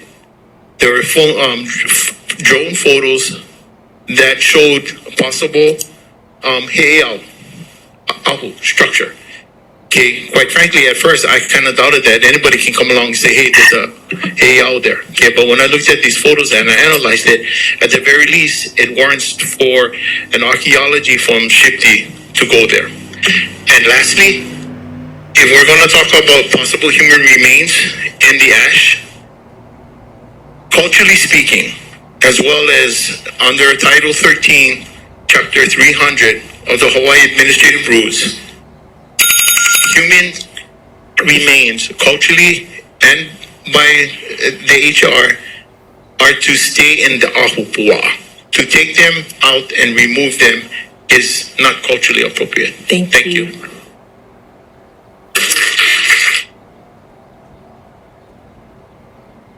Paul. Thank you. Members, any questions for the testifier? Seeing none, thank you for your testimony. Next up, we have Kaui Kahaiali'i, followed by Balbino, Larry Holm, Timothy Gunter, and then Mary Grood. This meeting is not advertised on MauiRecovers.org. MauiRecovers.org is the main communication website hub, and they do not have this meeting on here. The next meeting is January 10th for Lahaina community. Just to show you that they're not advertising this, so I please ask you to share the video, subscribe to the channel, and join the Blue Jeans link if you can. This iPad of mine, apparently, even though it's plugged in, is about to die, so I might have to move to a different location here shortly. Got to know a lot of you on a little huaka'i which they're doing right now, yeah? That journey to maybe correct the heva. My name is Kawika Hayali'i. I reside in Wai'ehuko 2 on a street that's called Ku'onehanaue. It is the place of my birth. The funny thing about this place is it's 2, but it's the first increment. So a lot of people, they kind of chuckle about that. We're not the first increment, but we're number 2. Kind of like this, it's not the final place, it's just a temporary place. Yeah, so I stand with the ohana of Oluwalu and those that reside on the site, the farmers as well, to say a'ole to this place. I stand here this morning as a Kanaka. I stand on my own 2 feet with my own beliefs, my own pu'uvai, and the fire that burns inside of me. This pool is in a special place. It's funny we talk about Hawaii and the Hawaiians and their place, respectfully, the kingdom of Hawaii and all that. And we talk about places like Moku'ula, Mokuhinia. But at one time, even in its history, Chureheva, whatever happened, became a dump site. Then also a park that we played on when we were little kids as we attended Kamehameha School, 3rd school. It was a park of place. It was a place where we gathered the communities in carnivals and David Malo days and all these things. But as time went by, we understood what was Mokuhinia, what was Moku'ula, and respectfully treated as such now. Do not lean on the innocence of our parents to not share that, because they did not know better either. Whether the dump site was a dump site or whether the dump site held kupuna, or whether that dump site was important in Oluwalu. Oluwalu has a lot of history, not to be pushed aside. It is no different than Lahaina. The Oluwalu massacre, the Pu'uhonua of Oluwalu, it exists. It is not something to just push aside. It is part of Maui Nui. It is part of us, everything that happens. Thank you so much for your testimony. Members, any questions for the testifier? Seeing none, thank you. Okay. Next up, we have Balbino Aveado IV, followed by Larry Holm, Timothy Gunter, Mary Grude, and then Kevin Thompson, and then Tina Leah. Balbino Aviado the Fourth. Balbino Aviado the Fourth. To be followed by Larry Holm, and then Timothy Gunter. If Larry Holm is here.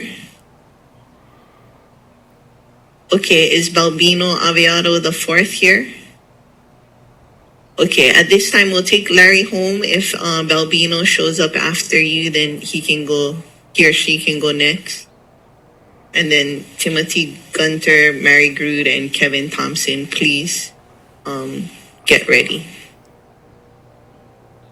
Morning, Chair. Greetings, Mayor, County Council, and all the people for whom these public servants work. I'm Larry Holm.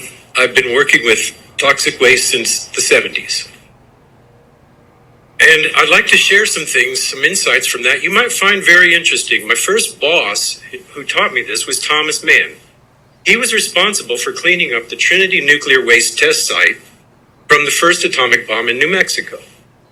It left a huge glass bowl of radioactive material and it poisoned the Tularosa Basin, which is an area of property roughly 3 times the size of Maui. The litigation and mitigation is still ongoing in Tularosa. I lived there.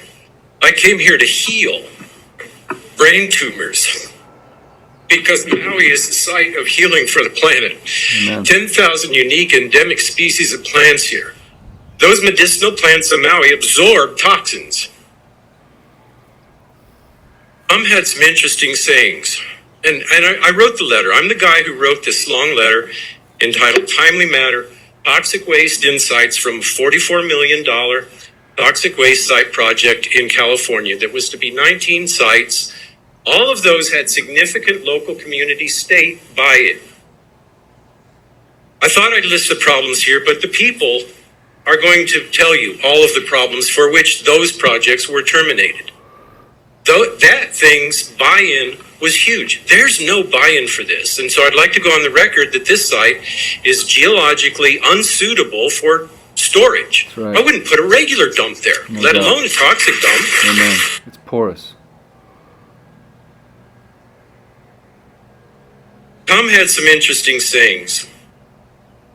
I'm not going to quote from any of the California stuff. The minute it becomes clear that any solution results in more problems than the problem, we stop. Now, Tom would send us out through New Mexico surveying.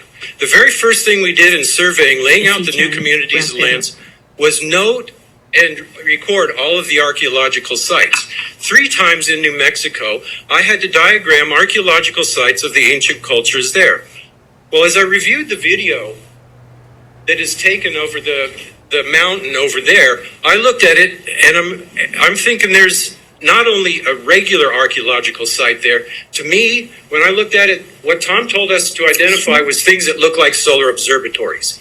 To me, that looks like Maui's version of Stonehenge, a class in which they were teaching how to navigate that the early Polynesians were teaching and extending the knowledge of navigation. One of the locals, I forget his name, mentioned that mountain is a gateway to Tahiti. Well, in looking at the site and seeing the stonework up there, they are tick marks on a compass. Thank you for your testimony, sir. Okay, any questions? Any questions for the testifier? Seeing none, thank you for your May I testimony. make a request of documentation? You can turn in your documentation and people Well, I'd can like to make a request that the underwriter's approvals be circulated to everyone, that the West Maui subterranean aquifer maps be circulated. turn that in writing. We got to be fair to everyone. And the 3 minutes is up. There's still many people that would like to testify. Contract exhibit. So if Mr. Balbino Aviado is available, it's your turn. If not, Timothy Gunter, to be followed by Mary Grude, Kevin Thompson, Tina Leah, and then Spencer Headley. If there's no Balbino Aviado, the fourth, we'll hear from Timothy Gunter at this time. Morning, Madam Chair, Mr. Mayor. Several weeks ago, I come here and proposed a solution to a lot of the problems that we're talking about. 90% of the problem, I believe, would be the ash on top of the soil. I can take that and detoxify it 100% by going through a gasifier. This is the same procedure that would take waste energy. Producing a gas cleaner than natural gas. I've been a compost consultant for over 30 years in the county, and I believe that leaving the soil layer in place is a good alternative. The soil pH in the area we're talking about is 5.5 to 6, and it's 4.3. A lower pH than I thought. Not all of it is that, because I've worked that land, and by using gypsum, a surfactant, nutrients, and compost, could remediate the soil. Soil remediation goes on all over the United States every day, and compost is what's used. Valdez was cleaned up with compost. So, the gasifier is an alternative to make 100% of the toxins disappear. That the biochar left over then could be put into agricultural fields safely. Or it could be used as cement to harden the cement to create a monument that would be something that the Lahaina residents could say, that would be part of our people who didn't make it. Thank you. If you can wrap it up. Pretty much that's all I got to say. Any questions? We do have a couple questions for you. Member Cook, clarifying question. Yeah, thank you, Mr. Gunther. For clarifying question, I remember your testimony about the gasification downdraft. What's the availability of that? It could be up and running, and everything could start being processed in 3 months, and then 9 months to a year, everything could be detoxified. If you could, Chair, if you could ask him to submit that to the committee, just for information. Okay, do you have that in writing? Or you can put it up in writing? Okay, and you have the committee's email. It's just drip.committee@mauicounty.us. Okay. If there were no further clarifying questions, I did have one clarifying question, more than one. What you were answering to Member Cook's question in the time frame and whatnot, that's not for the 6 inches of soil. You're saying the soil would stay. That would just be for the ash. What I was told, approximately 30,000 tons is what just the ash. There's the ash, and we could take that and 100% detoxify it. Okay, and then the other question I had is clarifying. You said gasification. I've heard from somebody else pyrolysis, and I just wanted to clarify: is gasification the same as pyrolysis, or is it similar? But gasification can take tires, plastic, pesticides, waste oil, and breaks it down to a single molecule. So it's then producing a safe, clean energy.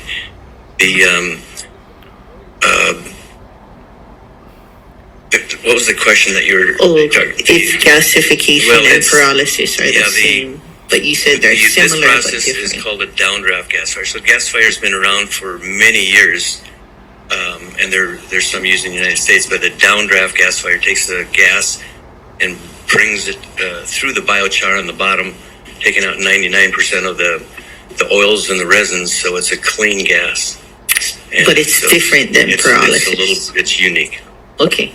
All right. Thank you. I just for people's information, I have scheduled a pyrolysis presentation for next week, Wednesday. Thank you. Thank you.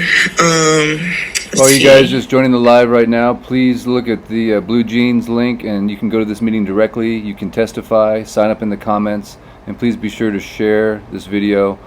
This meeting was not well advertised by the county at all. Aloha. Thank you for having us here. My name is Mary Groot. I've lived on Maui for 47 years. I've testified at county council meetings many, many times to support the environment. I really care about the island deeply, and I have children and grandchildren and great-grandchildren who live here.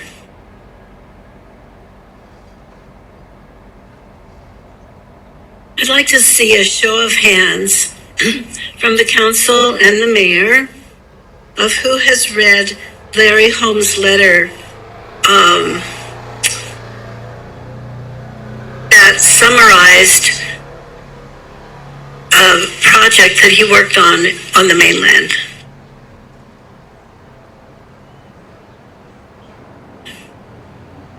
Well, it's very, very worthy of all of you reading it. It was a project that was 6 years in the making, 5 years of engineering and 1 year of deployment planning.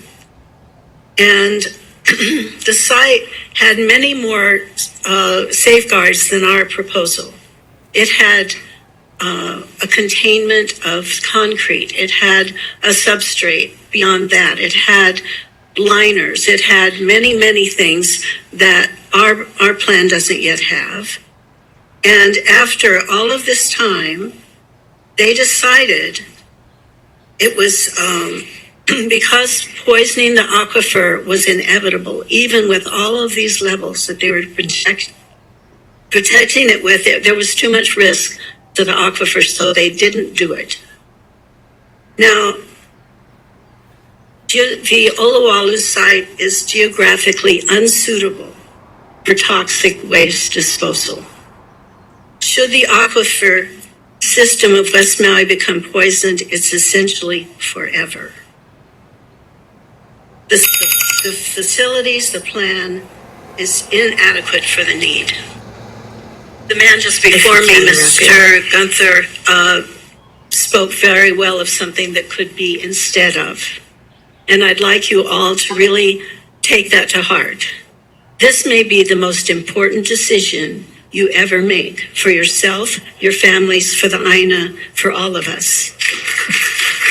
Thank you. Please hold your look at it applause. She's trying to give her testimony, and I'll ask everyone to respect her time.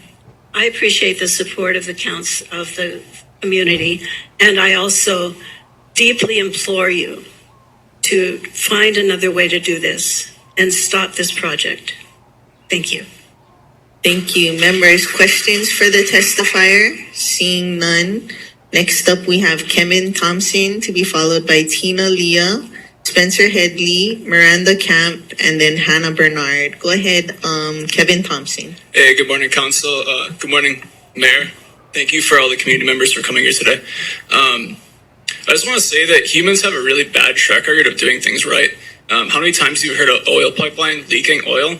Mauna Kea with the oil leak up there. I get that you guys are really confident with your 80 liner, but it's going to leak. Yep. It's going to leak. And we all know that. Yep. So just don't do something stupid. And hopefully I don't get cancer again. So thanks. Thank you, Mr. Thompson. Members, any questions for the testifier? Seeing none, thank you for your testimony. Next up, we have Tina Leah, to be followed by Spencer Headley, Miranda Camp, Hannah Bernard, and then Elizabeth Hurd. Go ahead. Aloha. Aloha. I'm Tina Leah. I'm the founder of the environmental nonprofit Hawaii Unites, and we are opposed to this project, both the temporary and the permanent site at Olowalu. I think we've heard enough information about the critical reef area and, the sacred lands there, and the voice of the community of Olowalu, and the concerns about how this could affect our environment and the health of the people for generations. And I also think that the HEPA process, the Hawaii Environmental Policy. Okay, guys, I saw this was going to happen, so I've got a backup in place. Give me just 1 second, and we'll get that going. And if you're just joining the live, please share the video, subscribe to the channel, and go to the Blue Jeans link that's in the description so you can join this meeting yourself and give your testimony.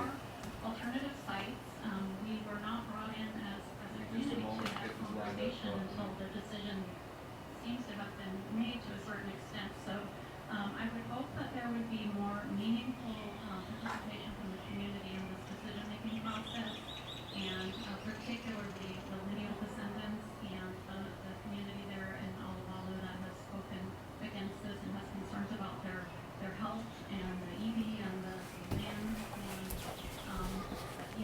And there are a lot of people here that have experience with bioremediation and disaster recovery. I'm not one of those people, but I would hope that you're talking to those people in more detail when making this decision moving forward, because the decision hasn't been made. You know, there's going to be certain steps that need to be made, and it's never too late to do the right thing. And the whole world is watching what happens here. That's right. And so let's please, you know, we all, I think everybody in this room wants the same thing, to honor these sacred lands, to help the people that have lost everything rebuild.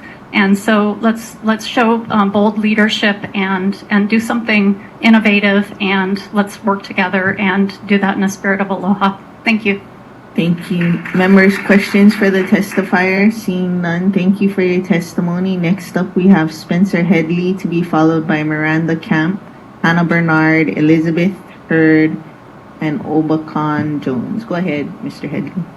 Good morning. Thanks for having me. My name is Spencer Headley. I have been working for the past month as an independent contractor for regenerative education centers. I'm speaking here today on behalf of myself.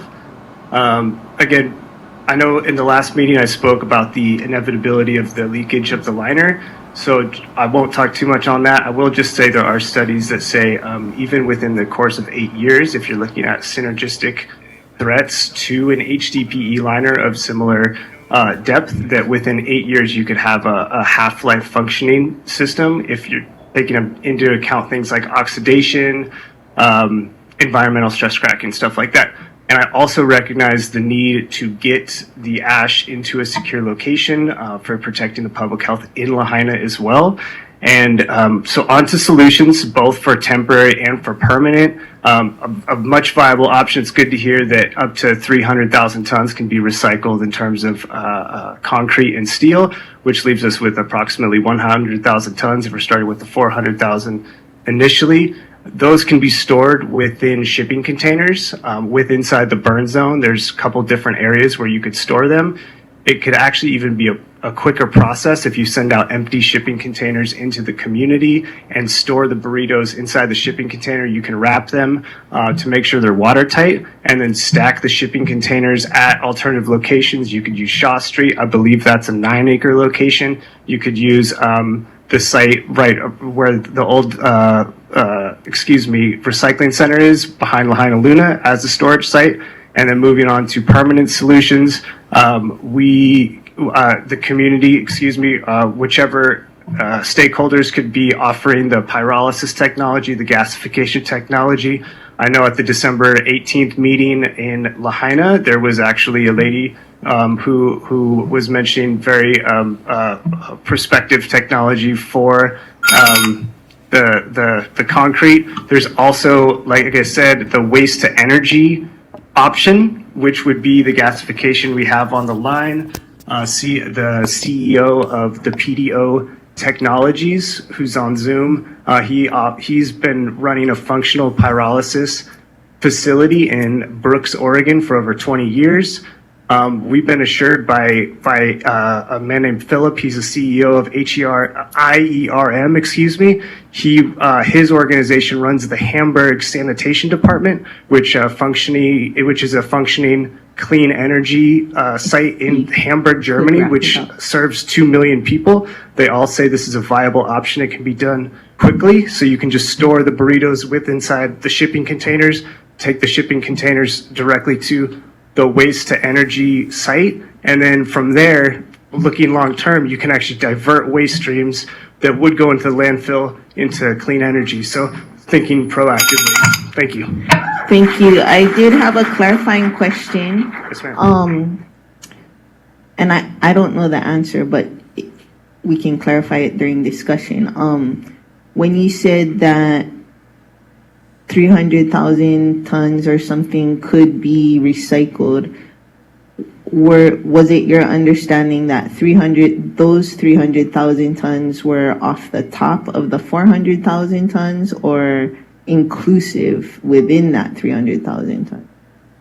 I'd heard that figure for the first time at the beginning of this meeting, so I assumed that was taking it off of the 400,000 tons. However, that really doesn't change anything, even if it is, even if there's the 400,000 tons remaining, it's just a matter of more shipping containers. So, I mean, it was encouraging news to hear, but it wouldn't change anything if that was off of the top and the remainder would be the 400,000 tons. So neither of us know, and we'll clarify it in the discussion. I think that gentleman directly between us knows the answer to that question. We'll clarify that during discussion. Thank you. Any further questions for the testifier? Seeing none, thank you for your testimony.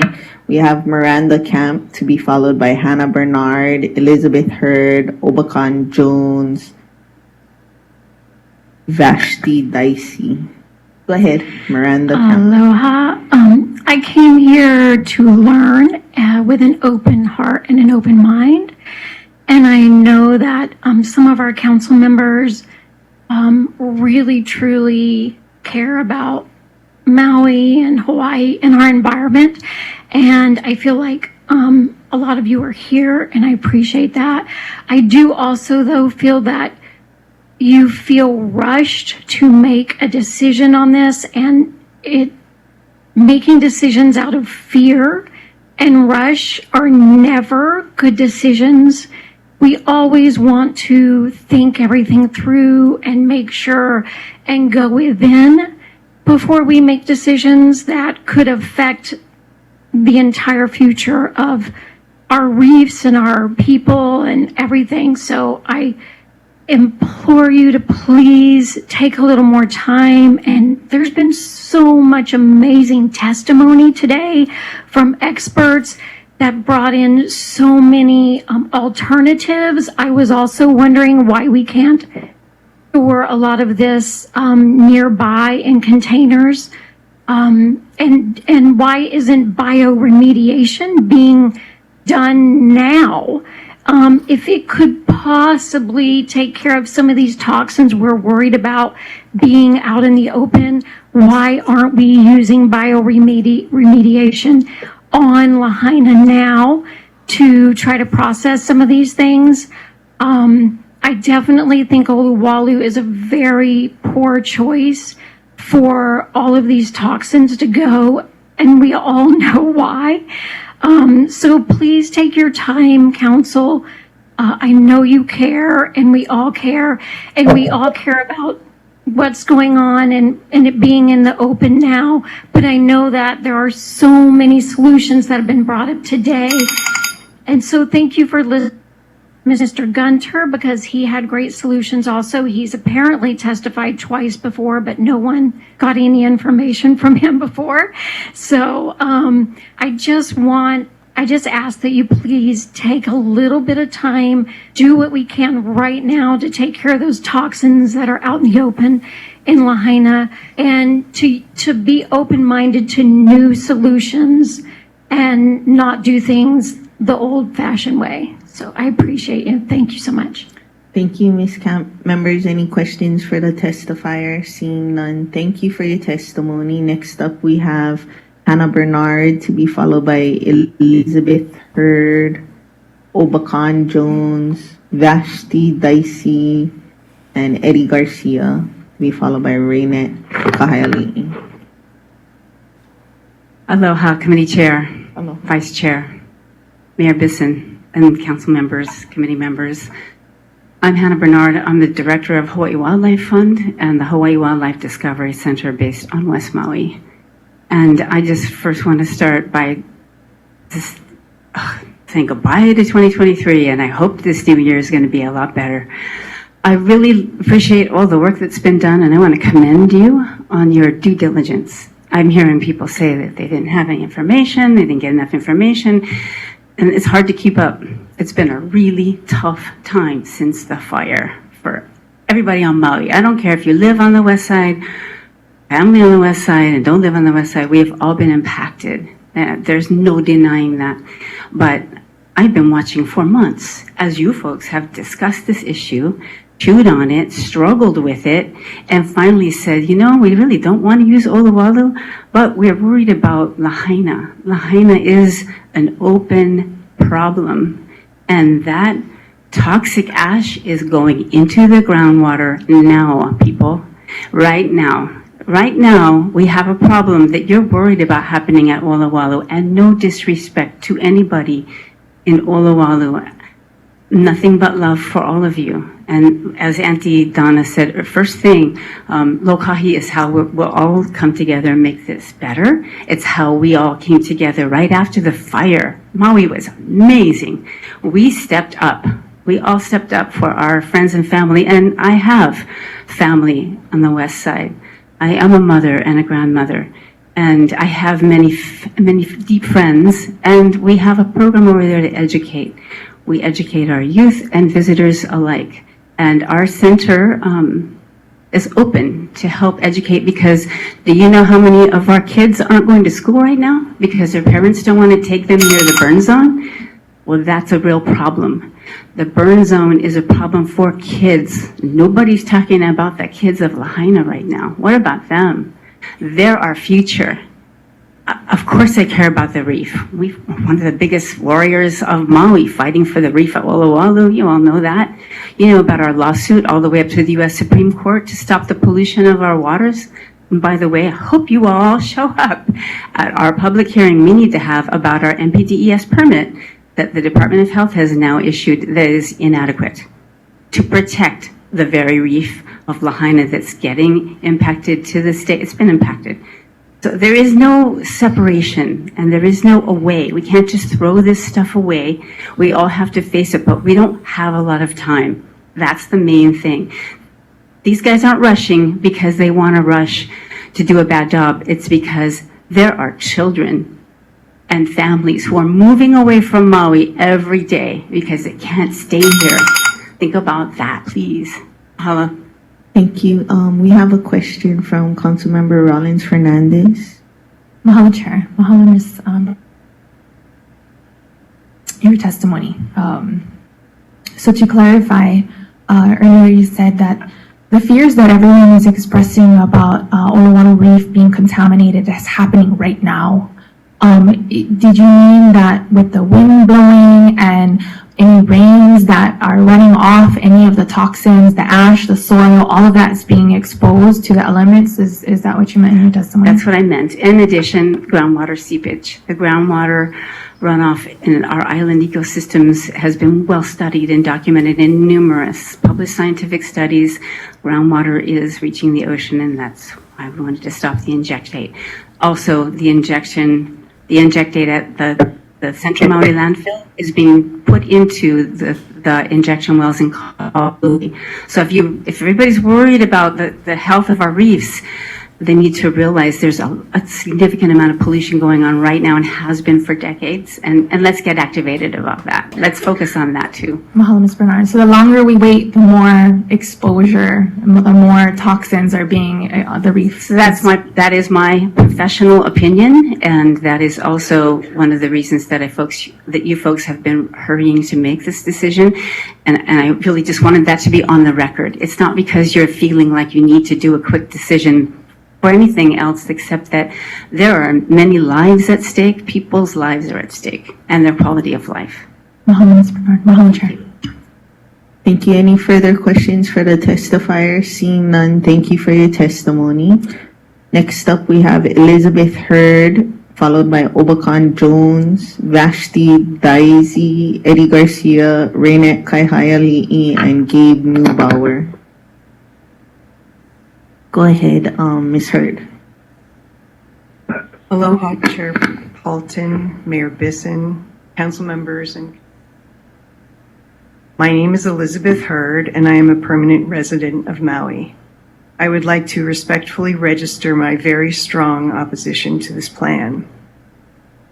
As a former wildlife biologist, I can say with certainty that when, not if, this barrier liner breaks down, it will leach all the toxic material into the watershed and into the ocean system at Olowalu. This will be a complete and irreversible disaster, At that point, nothing can be done to ameliorate the damages to the Aina and to the Olowalu Reef ecosystem, which is the oldest parent coral reef system on the island of Maui. Additionally, the Aina supports many, many Hawaiian families that live in Olowalu, and their ancestral areas should be protected. This plan is faulty, and it needs to be scrapped and replaced with a clean and sustainable method to dispose of these toxic wastes. There are many other possibilities, many that I heard today, and the potential for disaster using the current plan is 100%. Do not continue to use this plan. The temporary site will become the only site, and the real emergency will occur if you use this plan. And that you have made this plan and put it into action without informing the citizens and residents. Please take your time and choose a better alternative. Thank you. Members, any questions for the testifier? Seeing none, thank you for your testimony. Next up, we have Obakan Jones, followed by Vashti Daisy, Raynette Kahayali'ing, Gabe Neubauer, and then Elizabeth Ray, who is currently on the lawn, so she may want to start making her way up. Whoever's speaking and is unmuted, please mute yourself so that we can hear Mr. Jones. Yes, ma'am. Okay, go ahead, Mr. Jones. First, I want to thank. How can I get on the list to testify?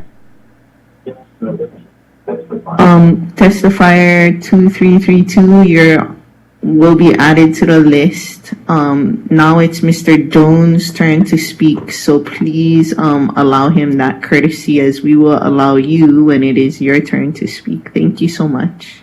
Go ahead again, Mr. Jones. Sorry Thank you about very that. much, ma'am. First, I want to thank everybody here who showed up in the crowd and everybody who's making time in the council. I've been watching this from afar. I have lived on the Big Island while this has been going on. I always consider Maui to be a place that's too expensive for me. But what happens here happens on all of the islands. I'm especially concerned when I hear that this is a pu'u because I've spent much of my time on Hawaii, on a pu'u there, and I grew. It was a place for me to really grow like I've never grown anywhere else before. I've come from a professional background of wildland firefighting. Unfortunately, I couldn't be on Maui while this was happening. Across and working with FEMA in Washington, Oregon, and Idaho. But I'm a person who always looks for how can I be a part of the solution. Many people in this public just really want to know beyond what can we do to come here and testify.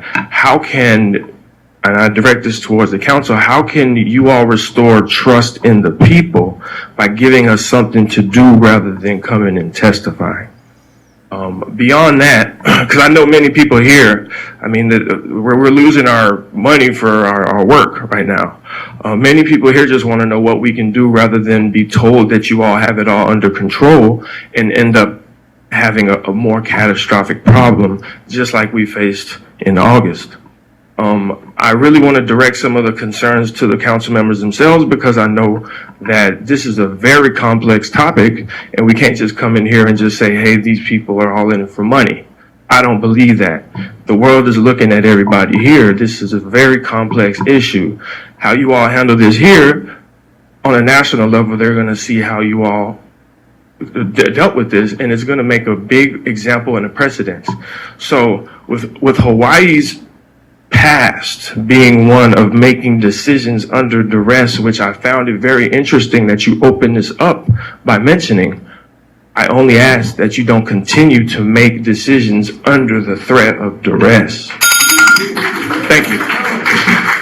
Thank you. Members, any questions for the testifier? Remember, we're not doing clapping. Thank you.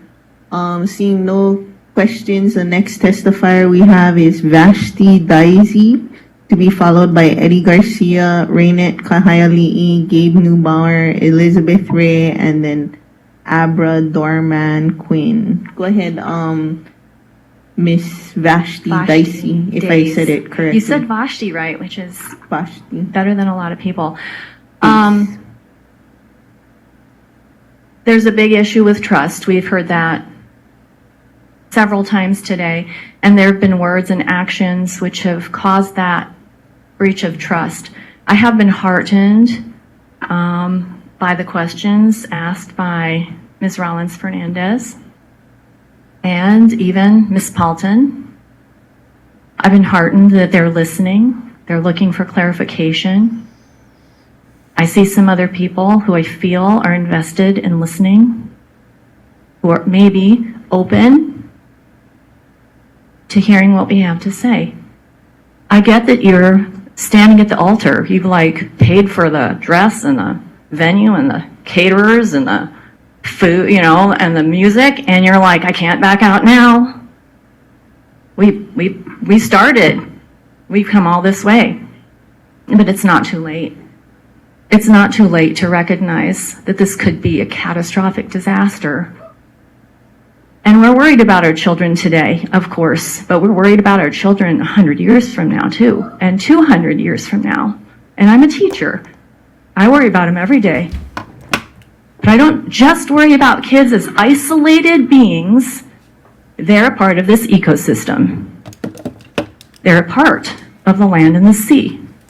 We've heard so many eloquent, intelligent speakers with information, and if we, the decision-making body, are not moved to reconsider by those powerful testimonies, whether they were powerful from passion or powerful with knowledge and potential solutions that do not include potential catastrophic events to occur.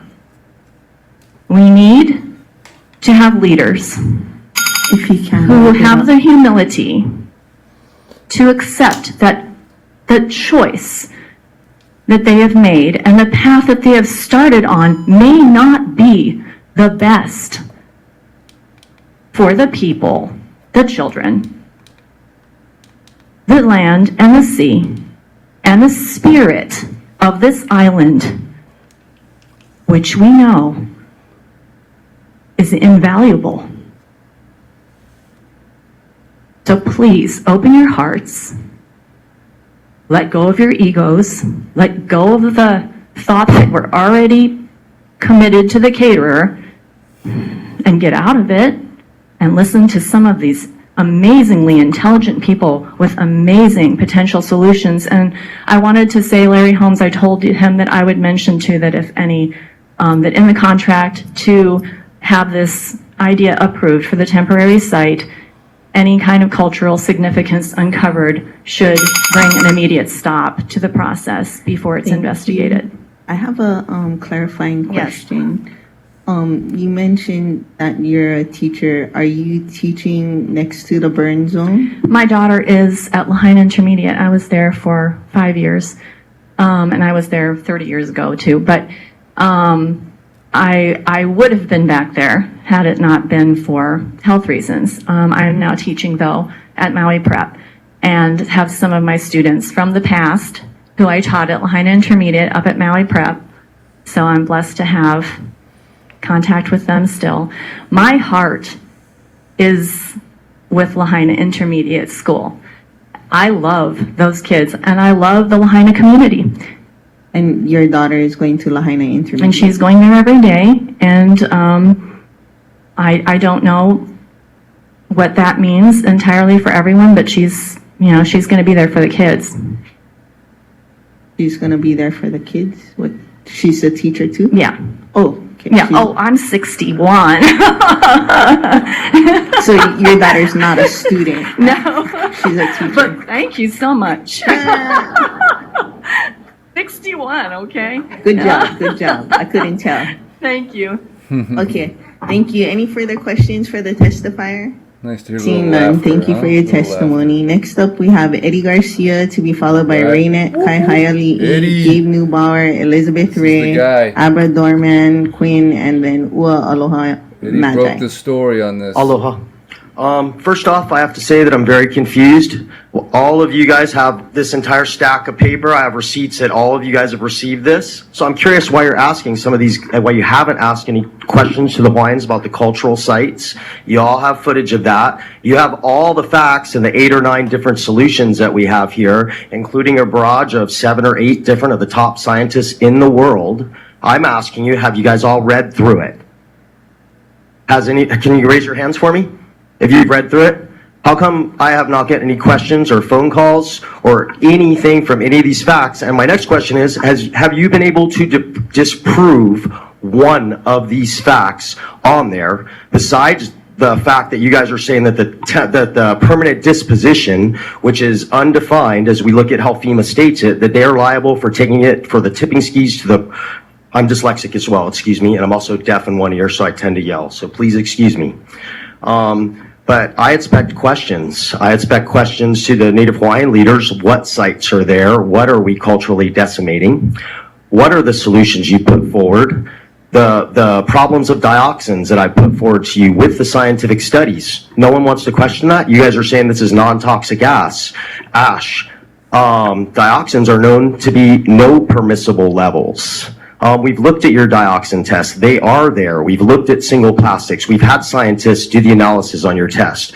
How come that has not been spoken to our community in which ways? So I have to speak really fast because I only have 3 minutes, which is just ludicrous. By the way, the liner, we have all the details. They have all the leak details. You cannot drive on it with 2 feet of subsoil or not. We've sent them pictures where there's already holes and problems with the liner. Right. I put in reservoirs for a living for the last 40 years. I have dealt with this company many times. Every one has leaks in it right now. Every single one of them. 80 milliliter. So none of us have seen the diagram. You guys went right past that and you didn't show us a diagram of the temporary facility. It is on 4.3 acidic cinder. It is a felt liner right on top of it with an 80 mil liner on it. It would take us 6 months to build that liner. They did it in 3 weeks. They put another liner in it about 3 days in the temporary site below it, the reservoir that's supposed to catch it. 3 days, 4 days, you built that? It's impossible. You have a vertical seam line for your welders. I've been using these things for 30 years. So I would expect some questions for you guys on some of the data that I've supplied to you. And then I just want to get into a real quick summary so I don't go over my time.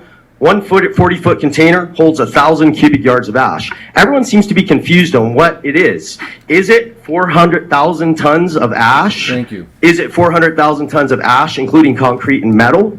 What about the dioxin-laden concrete? What is your answer for recycling that and crushing it into Lahaina? We can show you the standards. We've sent them to you already.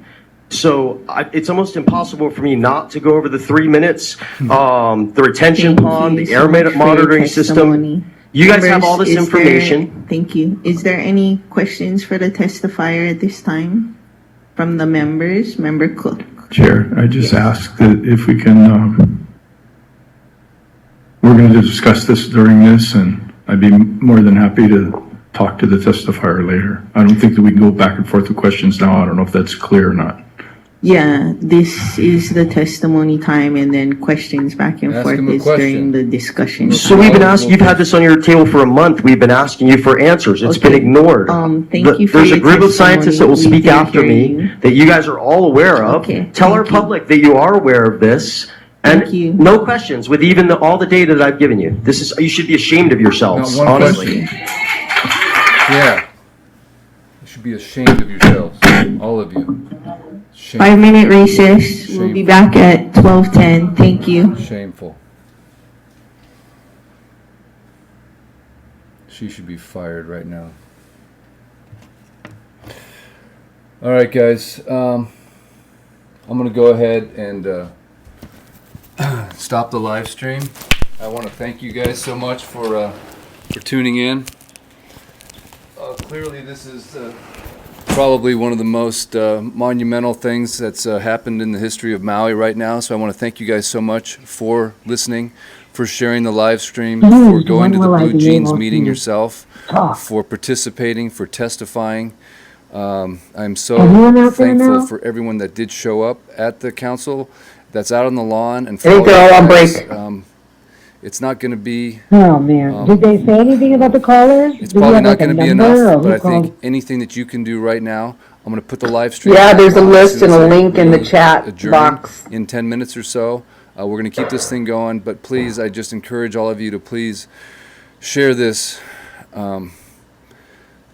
The fact that Maui County did not even put it on recovers.org is shameful. It's an event. It's the most important event possibly of the whole year, and it's not even on MauiRecovers.org. I think they're going to go in order. There's a testifiers list in the chat box. That'll let everybody that you know on planet Earth about what's going on here.